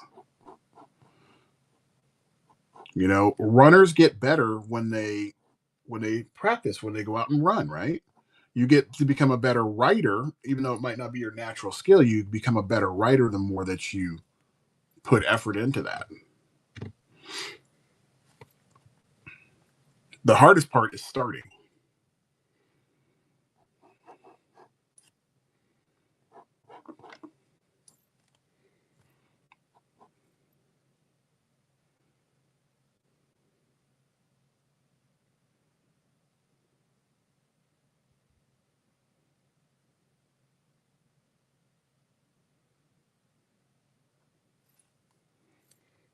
You know, that's what I found is the hardest part for most people. You know, I honestly, and I'll give you an analogy because I'm in this process right now. So I haven't been to the gym in almost 3 years because I had a really horrible experience at a gym. Like it was not fun, right? What's up, Darth? So I stopped going. And then I'd heard about my church doing this workout challenge. And I'm like, why aren't you guys inviting other people for this thing? And so this new year they decided to go ahead and bring the challenge back in. However, I wasn't at a spot where I really wanted to do it. But you know what? I was like, okay, I'm going to do this. Like mentally, I was ready to go. So I got into it and I'm kicking ass, right? But I had to start somewhere. Like the first day of me going back to the gym, now typically I'm like super sore and tired. I was there. I usually would be like 2 days in. I'm like, I don't want to do this anymore. I'm just going to pay the membership, let it lapse, and just go from there. But I kind of gave myself a timeline. What's up, D3? So, Painter, this is where that ADHD thing comes into play. So, I'm going to help you out. So, I gave myself a timeline. I said, listen, I'm going to give myself 3 months. Okay, I'll check that out in just a minute. And I said, I'm going to give myself 3 months. If I don't start feeling better and wanting to do it after 3 months, I'll cancel it. So I got specifically on a plan that was I would do a month. And if I decide to drop, then I'm good. And I'm dedicated. Like, there's no money on the line. This is more like for bragging rights. And I just went all in. But it's how much effort are you ready? Like, will and desire are the things that are going to really push you through.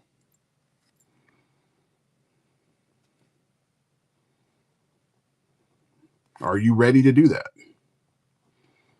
So the creativity stuff can come. It's an untrained muscle for you.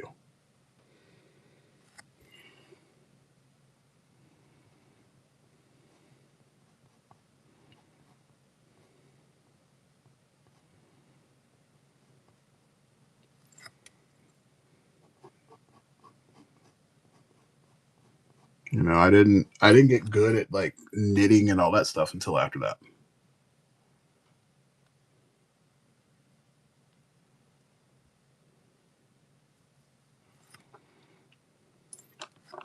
But those are the things that you really have to think about.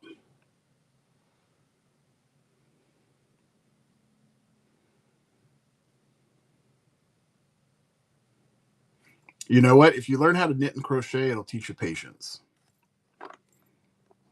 That's why my dad taught me how to do it.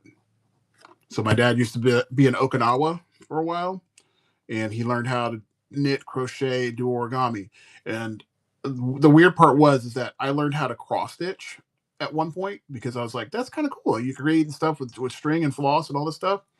So I got one of my friends to teach me, and then I ended up going on my own little journey. And I worked at a call center, and I used to get crap at my call center because I would be on a call, but I would be stitching at the same time because being in a call center is very stressful.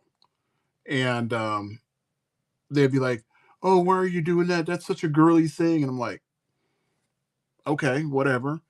And I used to come home to my parents and be like, "Man, people would be so just rude about it, like mean." And my dad looks at me, he goes like, "Do you know this such and such football player?" I couldn't remember the football player's name, but he goes, "Yeah, I know that football player's like that guy crochets and that guy does cross stitch. Do you know why he does that?" I'm like, "No." He's like, "He's a football player. He's in a very high stress environment, and this is his calming mechanism." So when somebody wants to ever, give you flack about what you're doing, just remember there's other people out there that do similar stuff to you, and they're in a professional setting and they're okay with it. And you need to be okay with it too because it's good for you.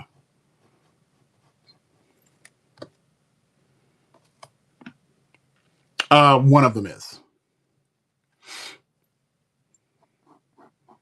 My mom's still alive, but my dad passed away. And in fact, we just had the anniversary for his passing a couple days ago.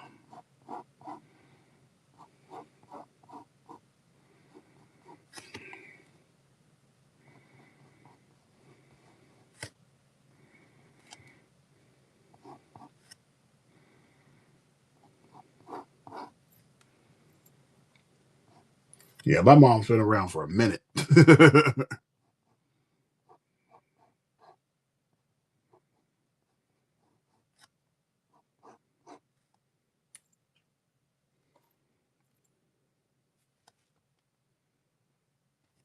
Yeah, so I mean, you'll be there. Yeah, I mean, still learn lessons.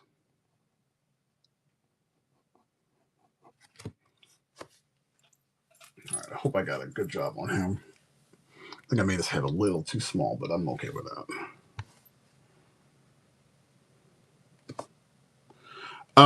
My well, I have a word for mine. Mine is patience. That's the word for my year.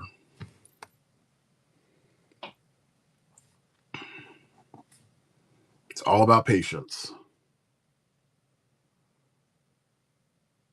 Man, stop messing with me on that app. What about you?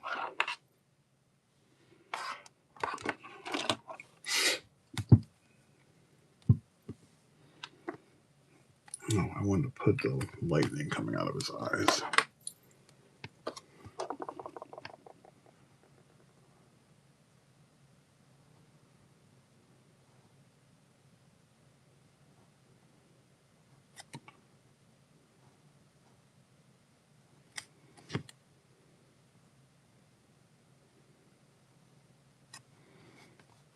Definitely want to have that lightning coming through.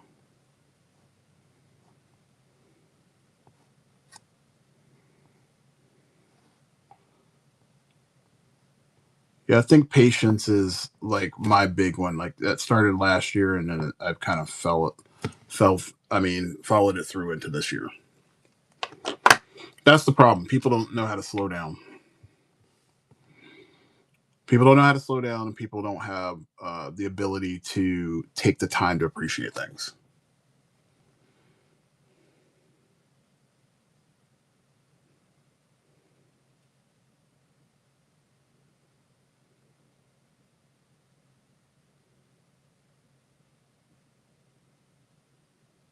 Yeah, all of those things. Everything. Yep. That's the thing. I mean, um, I prioritize specific things in my life. Family, church. Those are and this now is another priority for me.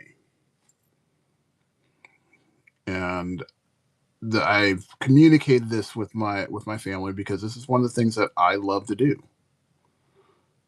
My wife has seen me go from like happy, and I'm usually a very happy person, but even happier because now I get to do something that I've loved to do. She's like, "Why don't you do whatnot? That's a platform, and you can do it whenever you need to do it. If I go to sleep, you're good because you're not bothering me. Just as long as you're not up there for like hours, you still need to work."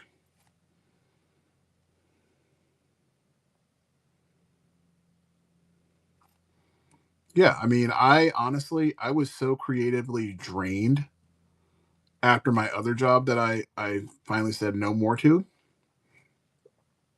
And we were kind of sitting back and we're like, okay, so what am I going to do next? And I had this whatnot thing on my radar for a minute. Like I signed up for it, did the whole entry thing, and they gave me the incentive and all that stuff, and I just let it just sit because I was like you, I didn't know how to really get on a microphone and be able to talk to people. I'm like, how does that work? Like some people do have the gift of gab and other people don't, but I was like, I can't do that. I can't make something interesting. But I was giving myself a reason not to do it.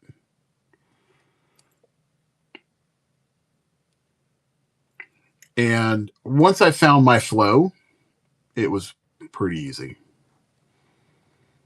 It just took a few weeks to, move that needle. And I stopped looking at it from a money perspective because that's how it was kind of pitched to me, and that's how it's pitched when you do your intro video and everything. But from an art aspect, this is kind of like my calming time.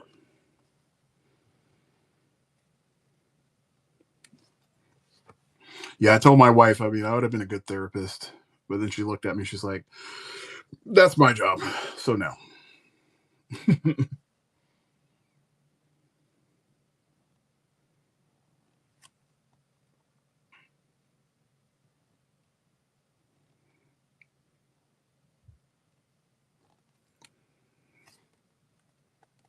Yeah, there's so many things like I just I would say like anybody that has time to do things that are calming to them, that are stress relievers, where you can be creative, do them.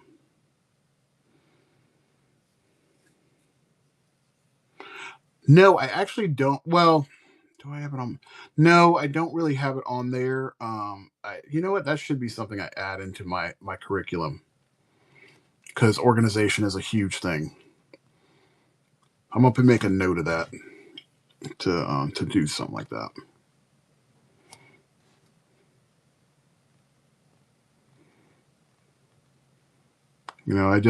I realized like over time because I have wiser people around me. Um, so we talk about accountability. Yeah, file management is a huge thing. Yeah, I think that's a big piece, especially like when we're doing. So Nathan's in one of my classes, so my how I do my process. Like I'll set up files for my students and I'll walk them through like how I did the setup process. I don't show them how I did it. I walk them through like this is what you need to do. But I think yeah, adding in there like why to do it and why I took these specific steps, I think that's a huge helper for people. I had to learn it. So a lot of things that I've learned, I do an autopilot. So yeah, I think for a newer generation, that is very important because a lot of people don't know how to be organized. And what I found out for myself when I was working in a commercial environment, they work with a lot of organizations. Like because what will end up happening is that because they were a marketing firm, right? Marketing firms will have a batch of files and their collection of files that they've created over the time that they've been working with different companies. So if a company decides, hey, I no longer want to work with you, they'll take that batch of files and then transfer them over to another marketing firm. So that way, it's a consistent flow. Like they would have like e-blasts, they would have logos, they would have documents, they would have videos and all this kind of good stuff, and then they have sub files within those.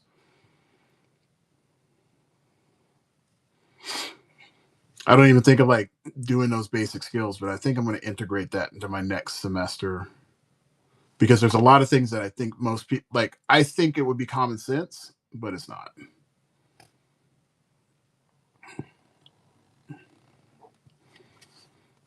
The worst thing that you could ever do is be like, where did I put this? Where did I put this? Where did I put this? Like disorganization is like the worst.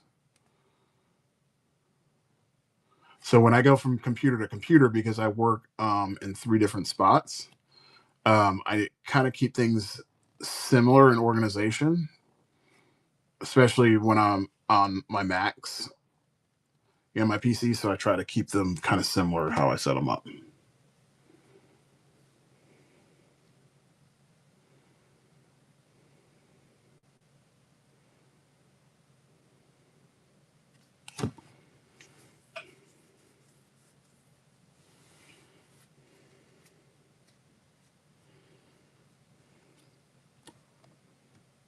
Yeah, it's a nightmare. It really is. Anybody that's in the profession, they know. Um, Even the fact, like you might have the files like set up specifically in a way, like when you're working on Illustrator, you're working on Photoshop. Why are you not labeling these things? That's the other part that I don't get.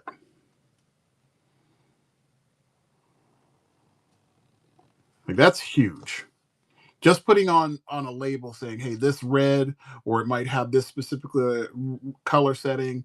You group them in a group and you let them know. Those are like basic things that, again, I don't even think about now, but I think it's something that people need to know. It doesn't mean necessarily that this flow that I teach them is going to be the same for everybody, but it is a general setup that will make their lives a lot easier. Yeah, so I think I'm definitely gonna moving forward. I'm definitely gonna have that in there because I'm all about like when I do my intro class to graphic design. It's all about getting them introduced to applications. And I think having introduction to the applications is good, but it's also good to know how to set things up.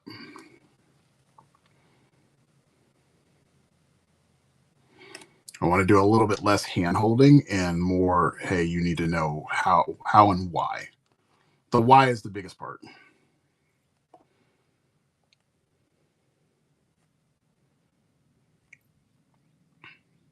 Good question. I don't know who does that in our group. Oh, finances in my house? Me, because I like the numbers.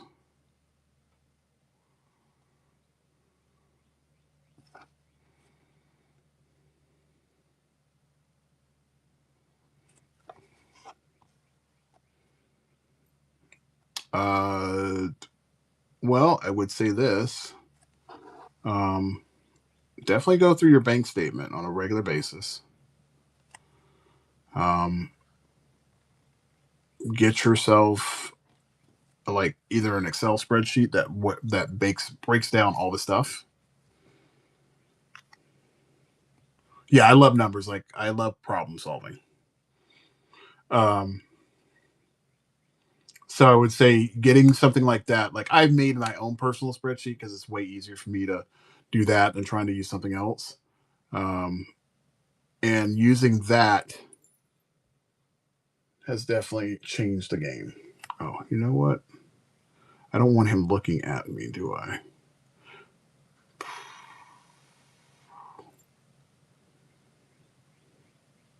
What's up, Wesley?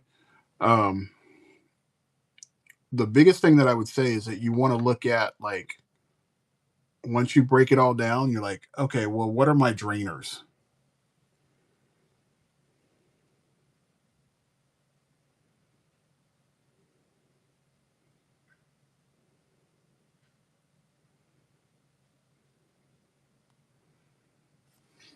Oh yeah, I just got to figure out what I'm having them look at.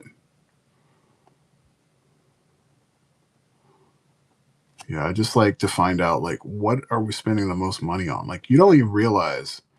And I followed this. We went through this course like it was a financial management course, and I, you go through the course and then you kind of slack off. But one thing that the guy would say that he brought up was like,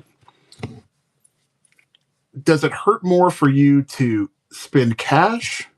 I'm sorry, not hurt. I should say more. Do you feel it more when you have to give somebody cash, or do you feel it more when you have to swipe your card? And you don't you don't even think about that part until you really like you got to slow down and like I don't even think about it when I swipe my card. That's not it's like air money, right? Like it doesn't even exist. It's just out there in the ether. But when you have that physical stuff, people are like, "Oh, this sucks. I had $100 bill and now I just have like a 20." you know?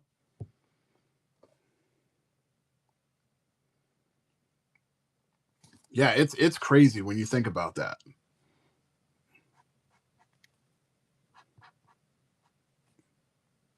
However, I feel better when I have those bills in my pocket because I feel like I actually have something.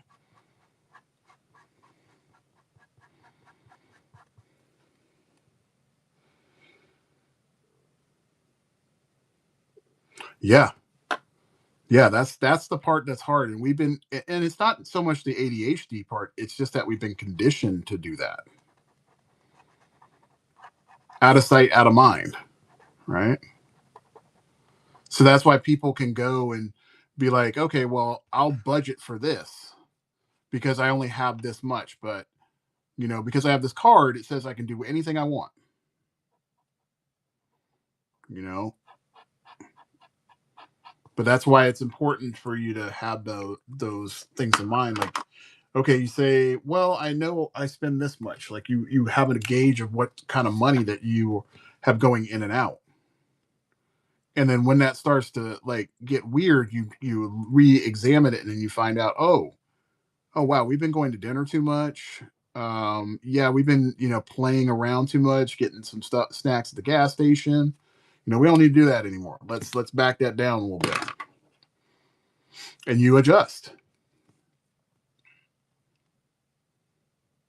You don't even realize like you don't put into consideration how much you're spending for like art supplies, or how much you're, when you go to Chick-fil-A, how much you really spend. Like that kind of stuff adds up really fast. What's up, Rob? Really, really fast.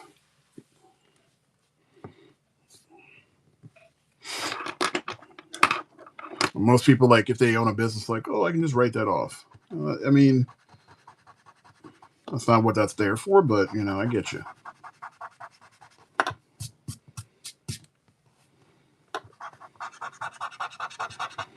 I'm more one of those people that's like, I'd rather know where my dollars are going. And especially now, more as I get older, I'm more aware of it, because I have some plans that I want to do, but I can't do them if all my money's being spent in all these weird places.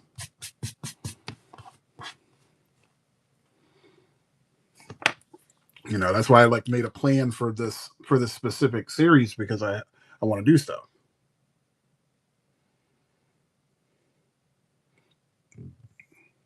Um, like, think about, like, you're spending your money on, like, Timu, or you're on TikTok Shop. You're frivolously just having that money just going out, right?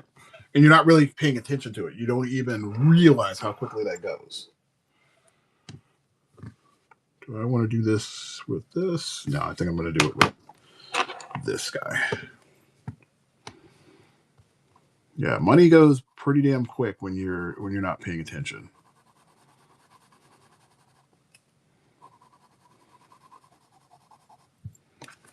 Yeah, putting yourself, like, getting rid of the fluff.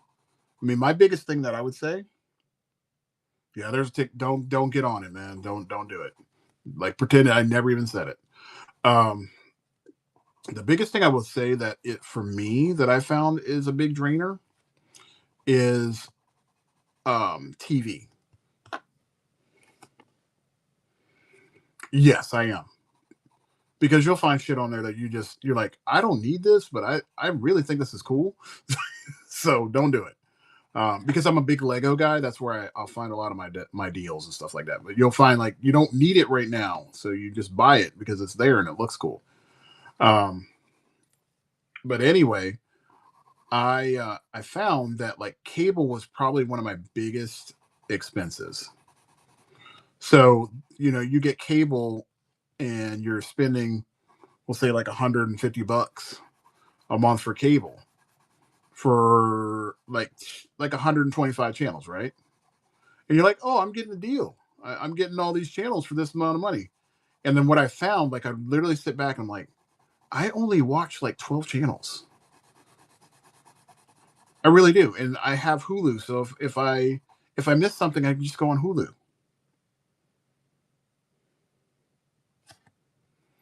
And it was weird.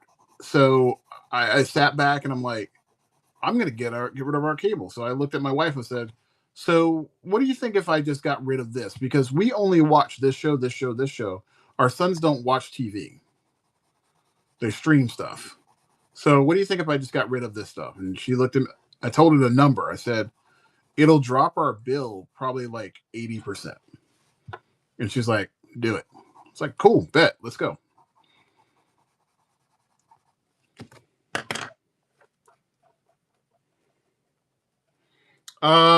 No, I never have. I don't know if I have that gift. It'd probably be fun.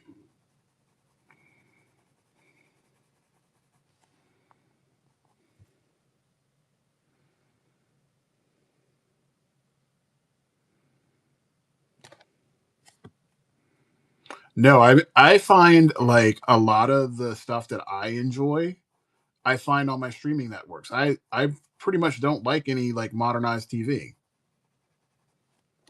I even went to the point where I was like, I'm keeping this because I want to be able to watch Rick and Morty. And I'm like, that is so stupid. Rick and Morty comes out once a year, if that. This is dumb.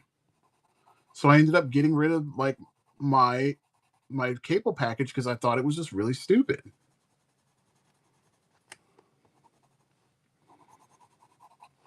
And the same thing with like cell phone stuff. Like that was a big one. I legit priced around and I was like, I need to look around and see who I can get the best deal from.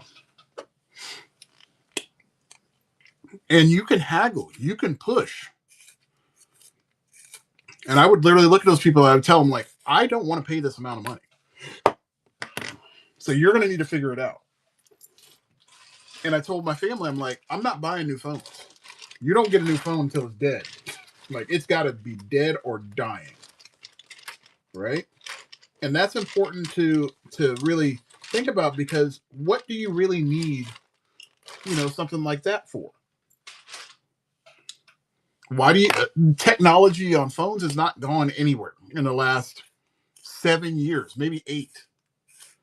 And even at that, what am I buying? I'm getting a better camera. Yay. No, that's not worth the money. So you're going to spend $2,000 just so you can get a better camera.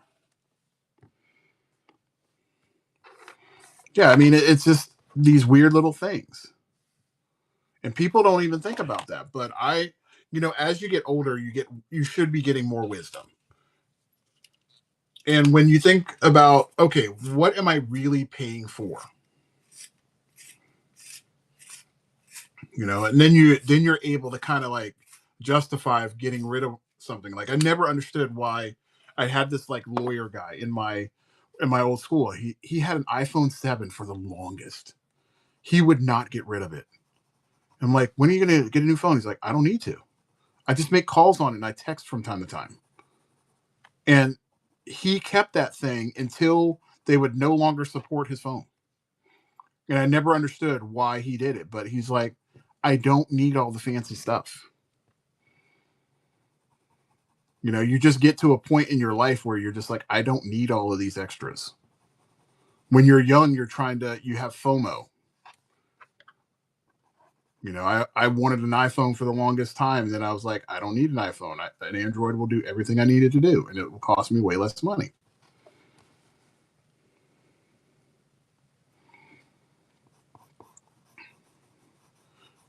All my family has gotten new phones. I have not gotten a new phone in 6, almost 7 years,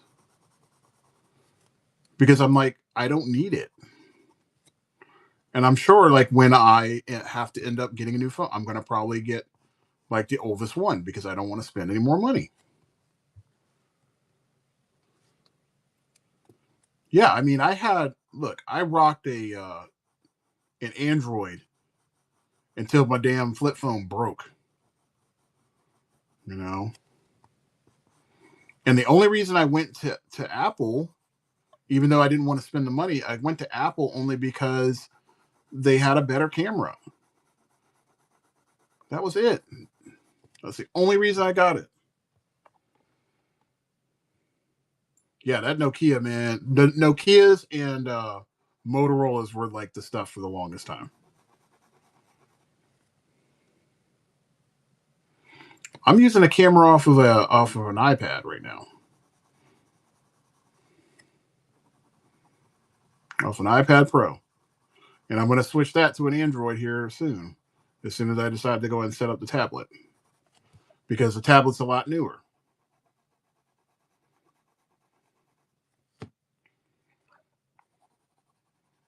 But I'm going to use whatever finances that I get off of Whatnot, and I'm going to buy myself an actual camera so I can start streaming without having to use a cell phone.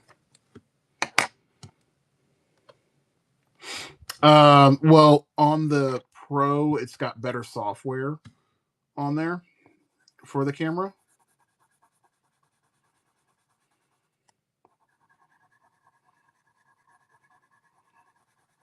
But that's really it. If I was doing video, it would be better because it's got tracking on it.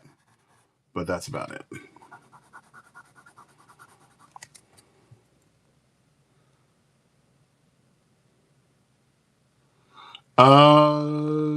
No, I don't, but I'd have the files for it though.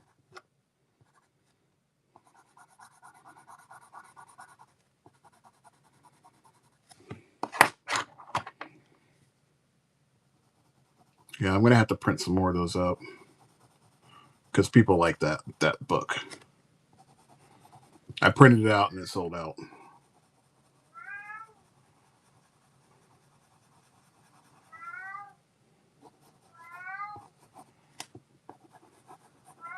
Yeah, I gotta remember. I gotta show you guys something before I call it a day on this one, because there's some history I gotta show you.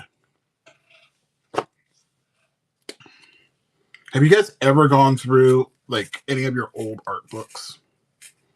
You know, that you haven't touched, or any artwork that you haven't touched for more than 5 years?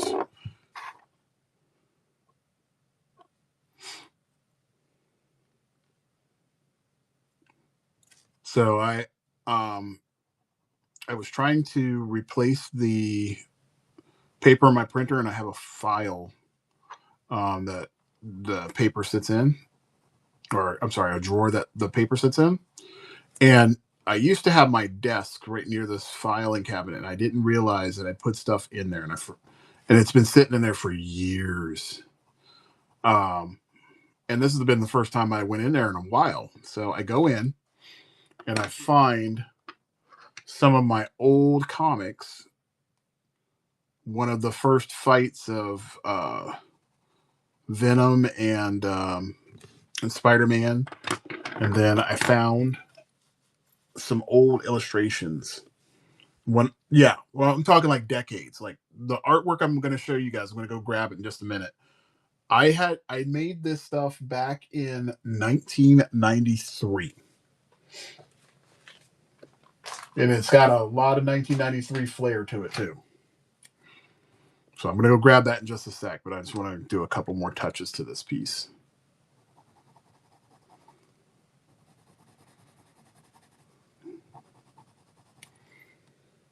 Yeah, I think I'm going to cut out after I show you guys this stuff because I got to get ready to go to work. I have to meet a student this morning or this afternoon, because she needs help with learning some programs. Oh, wait, hang on for a second.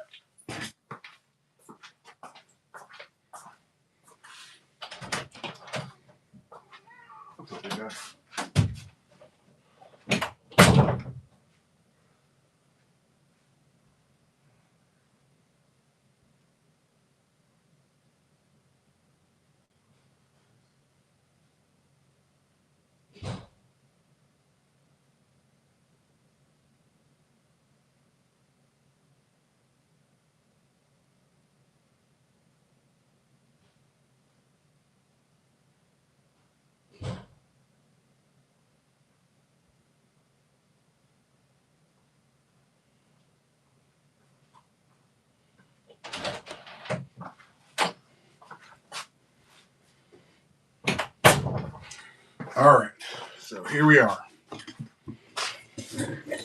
Okay, so like I said, back in the day, I went ahead and I was making some cards. So check this out. This is like epically classic. So go back into your archives, guys. This is kind of cool. So I wanted to make my own trading cards. So like in 1999, 1991, 1992, we had like our introduction to Image comic books and stuff. So I wanted to make some very cool characters. So this is like Dagger. Made a guy like Ice. So it's very much like, even this I stole from Jim Lee back in the day, as far as like this Ice stream. I had a guy named Lee. This guy was based off of if you ever seen Appleseed. Yeah, I'm gonna pop some more in underneath that. So Appleseed, that's why he's got very similar looks to him. I gotta find the images for him, but very, very close to that. This guy was like physically, he was kind of like the character Imp. And you'll notice like there's an ongoing theme here. So when I was younger in my earlier years of illustration, I never drew feet.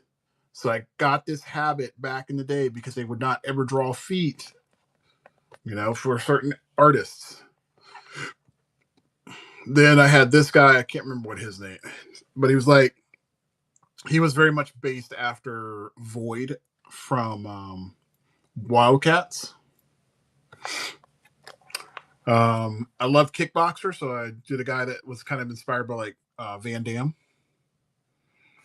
Another one that was kind of like inspired by Van Damme. But look, the date is actually on there. So that's important to date your work so you can kind of see when you did it. I don't know what this guy was, but he had like a, oh no, he was based after Zero from New Mutants. So he had that like zero rate where his eye would be.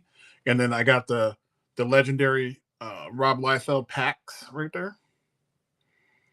And I don't know why smoking was such a thing in my artwork. It was really weird. But again, 6/8, 1993. Very much inspired by Todd McFarlane. Yeah, these are 2.5 by 3.5. Yes, absolutely. Um, got that guy right there. I don't know what his thing was, but again, the smoke that not the smoke somebody smoking, but this, you know. Wow, that's funny. Yeah, let me zoom out real fast. Um,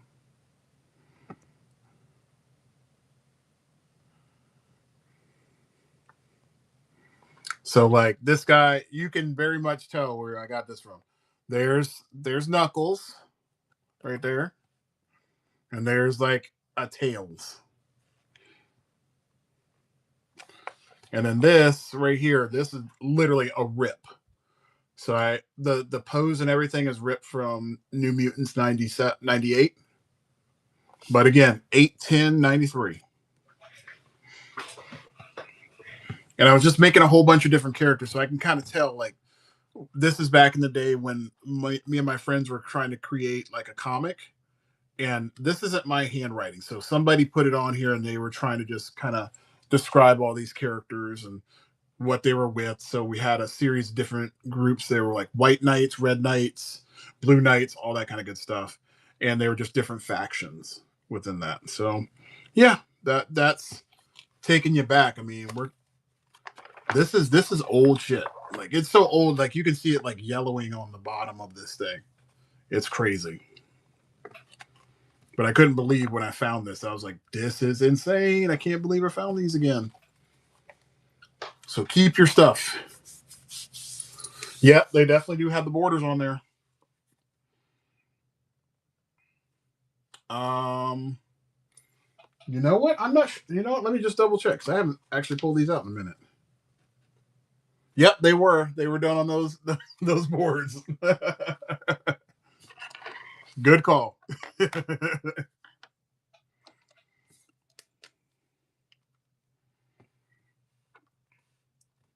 What's up, Switcher? Yeah, I mean that for me is like the stuff. I couldn't believe it when I saw it. So as soon as I saw it, I was like, I gotta pull these out so I can show you guys.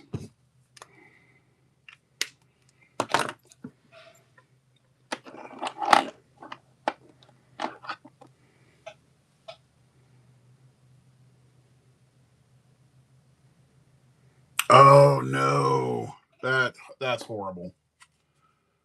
That is horrible. Yeah, I have more stuff. Like my mom, she's got a storage unit, and I think some more of my stuff is in that storage unit. If not, I have another spot where I have some other stuff.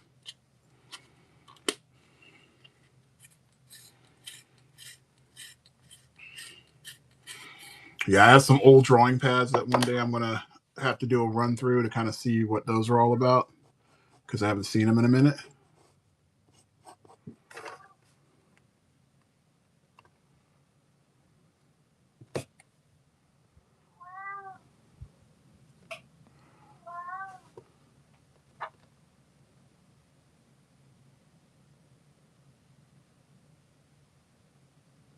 Oh, that sucks.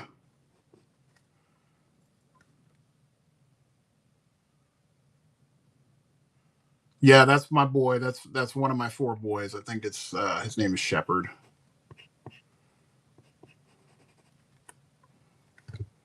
Yeah, he loves attention. He's 14 years old. He's a big boy.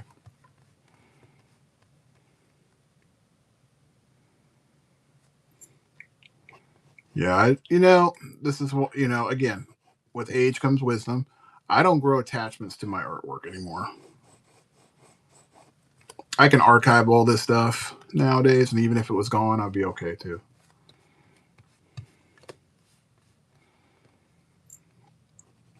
Yeah, I thought about it the other day. I was going through my comics, and I'm like, if something was to happen to my house and all my comics were gone, where would I be? Like, how mad would I be? I'd be a little upset, and then I'd just be like, okay, got to move on. Got other shit to got to do. These are going for 35. So once they're fully assembled, they're 35. So they're only $10 more than the other cards. Only because like I said, I'm putting in more stuff into the card, so it's not. Of course, I mean, these don't have the borders because when I put the thing on top, it will have a border.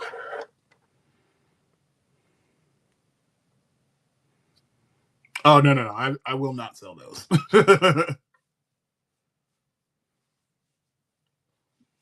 Yeah, I've actually done remarks on stuff. So I've actually done remarks on a couple of comic books.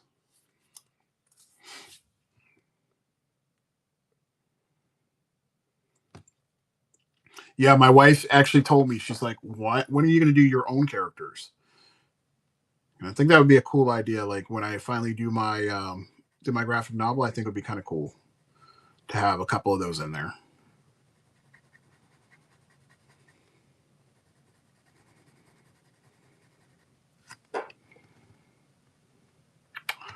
Graphic novel. I am in the second chat or the second book right now. I had to kind of figure out. There's three separate characters that it's going to follow. So each book is going to feature a specific character, but eventually they're all going to come back together. So I had to figure out how to make that work. So once I did that, now I can start finishing writing. But I want the whole big thing is that writing the whole comic or the whole graphic novel set is what I have to do first. I will not do any art until all five parts are written out.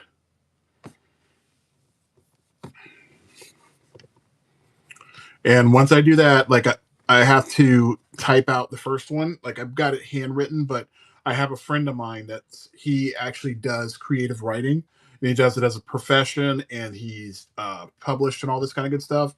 And he's an instructor at a college. I'm going to have him go through it because there's things that you don't notice when you're in the environment of creating. You have to be away from it. You have to be objective, and he's definitely has that eye to do that. So I'm going to have him run through that because it has to move correctly. Because if the story isn't written up right and it doesn't have the right kind of pacing to it, then it gets boring.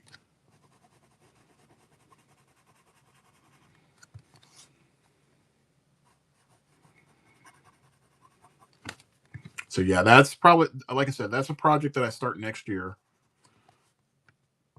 Um, but I won't start that until this one is done because this is part of that whole like I said, the process has to be right.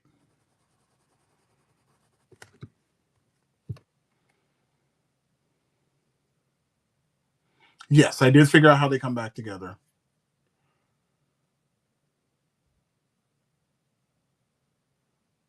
Creative writing classes are necessary, 100%. In my storytelling class, I make everybody write a story before we start illustrating it. But creative writing is healthy. Writing in general is very healthy.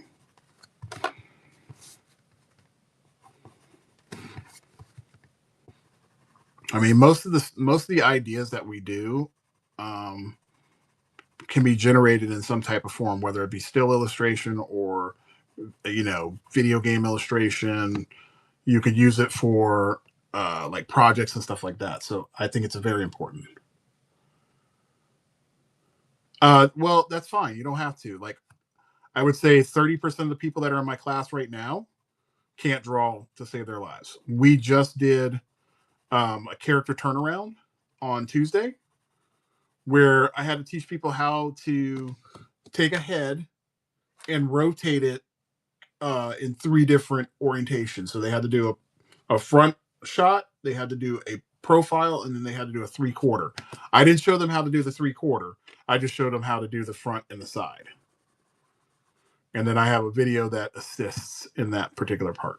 But I would definitely tell you, if I'm offering it next or in the fall, you need to come and take it because you would definitely benefit from it.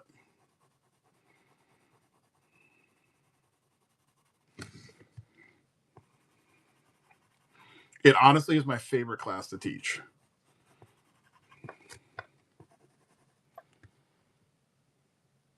Um, well, if I talk to the dean and the chair, so Sean and holy cow, I forget my dean's name. Anyway, if I talk to my dean and whatnot, I can probably get that arranged. I'm actually a professor at a college.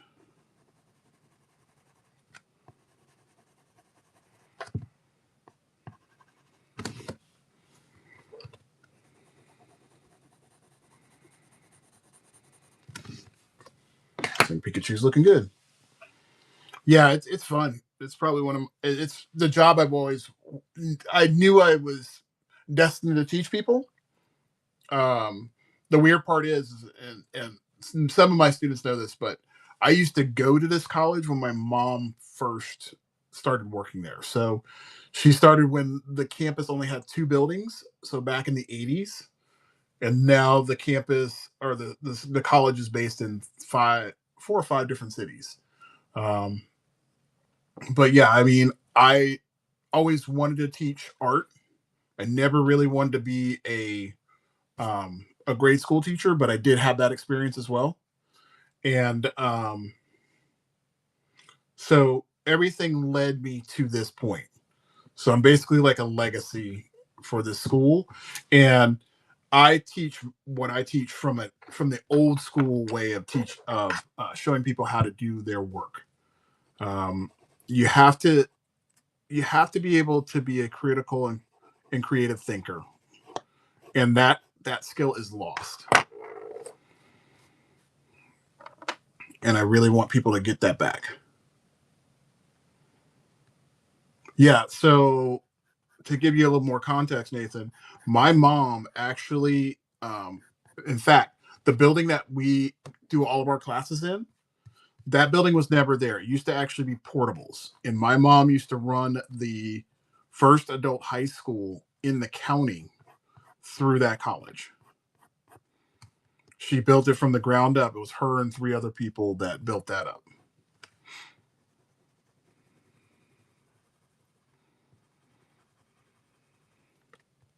Yeah, it's definitely an honor. So I knew a lot of the professors that were there way beforehand, and they came to me, or one of them specifically that I used to work with a lot. He taught me how to do um, visual graphics and drafting.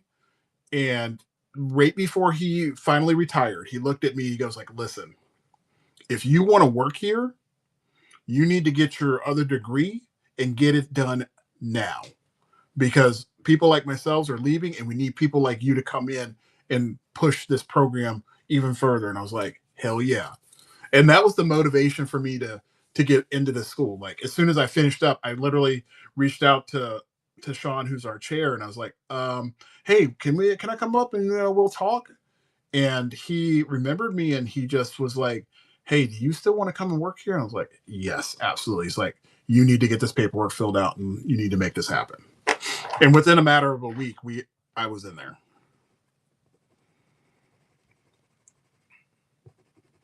But I'm one of the rare people that they get in there that has multiple skills and can teach all of them.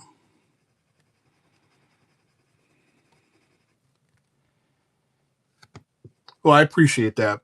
But the thing is that I don't want all these I don't want people being lazy. So like Nathan, you're not one of those people. So I noticed that there's a lot of people that want to utilize things that speed up the process, but they don't really understand how the process was done.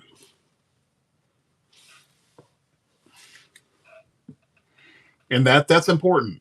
You know, you have to understand the route to take and the why you're doing this, because if you don't have that, then you're basically part of a chain and you have no value.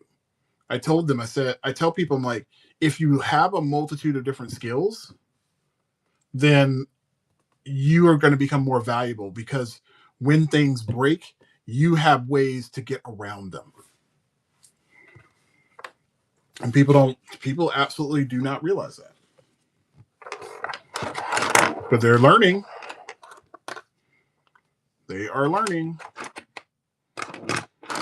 And the more we start doing these other tools, and we're going to end up having bigger problems.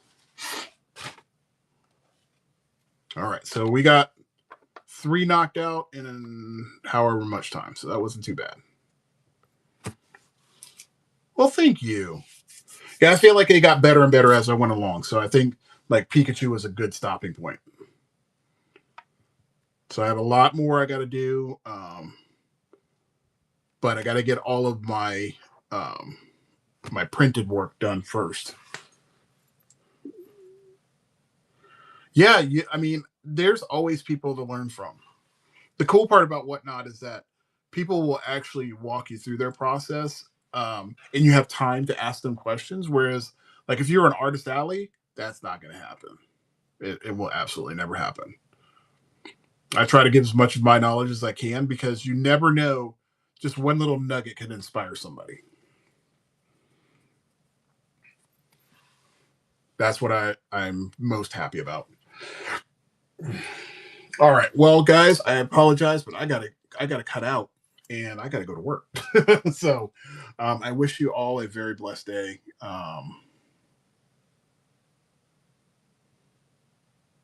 Thank you. Yeah, I have to step away from them so I can take a look and see what I want to add to it, because I think they're a little too simplified. Like, I think Mew is a little dark, but I'm gonna fix that up and make that look really good. All right, guys. Well, you have yourself a good one. I will see you later. I should be on tomorrow. I'm only going to be on for about an hour or so. But I'll post that show up here in just a little bit. But until next time, I'll see you guys later. Yeah, Joseph, if you want to get a card, um, just there is an option on there if you want to get a card. So we can touch base next, or I'll reach out to you and see what you want to go ahead and do. How does that sound? Okay, so we'll definitely do that, and then we'll figure out what you want to do. Because then I can put you in the queue, and then what I'll do is, when I actually, over the weekend, I can probably knock it out, because I'll have time to do that at my show, and it could probably get done live.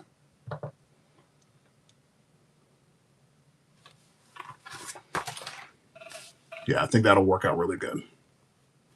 All right, have yourselves a good one, guys. Take care.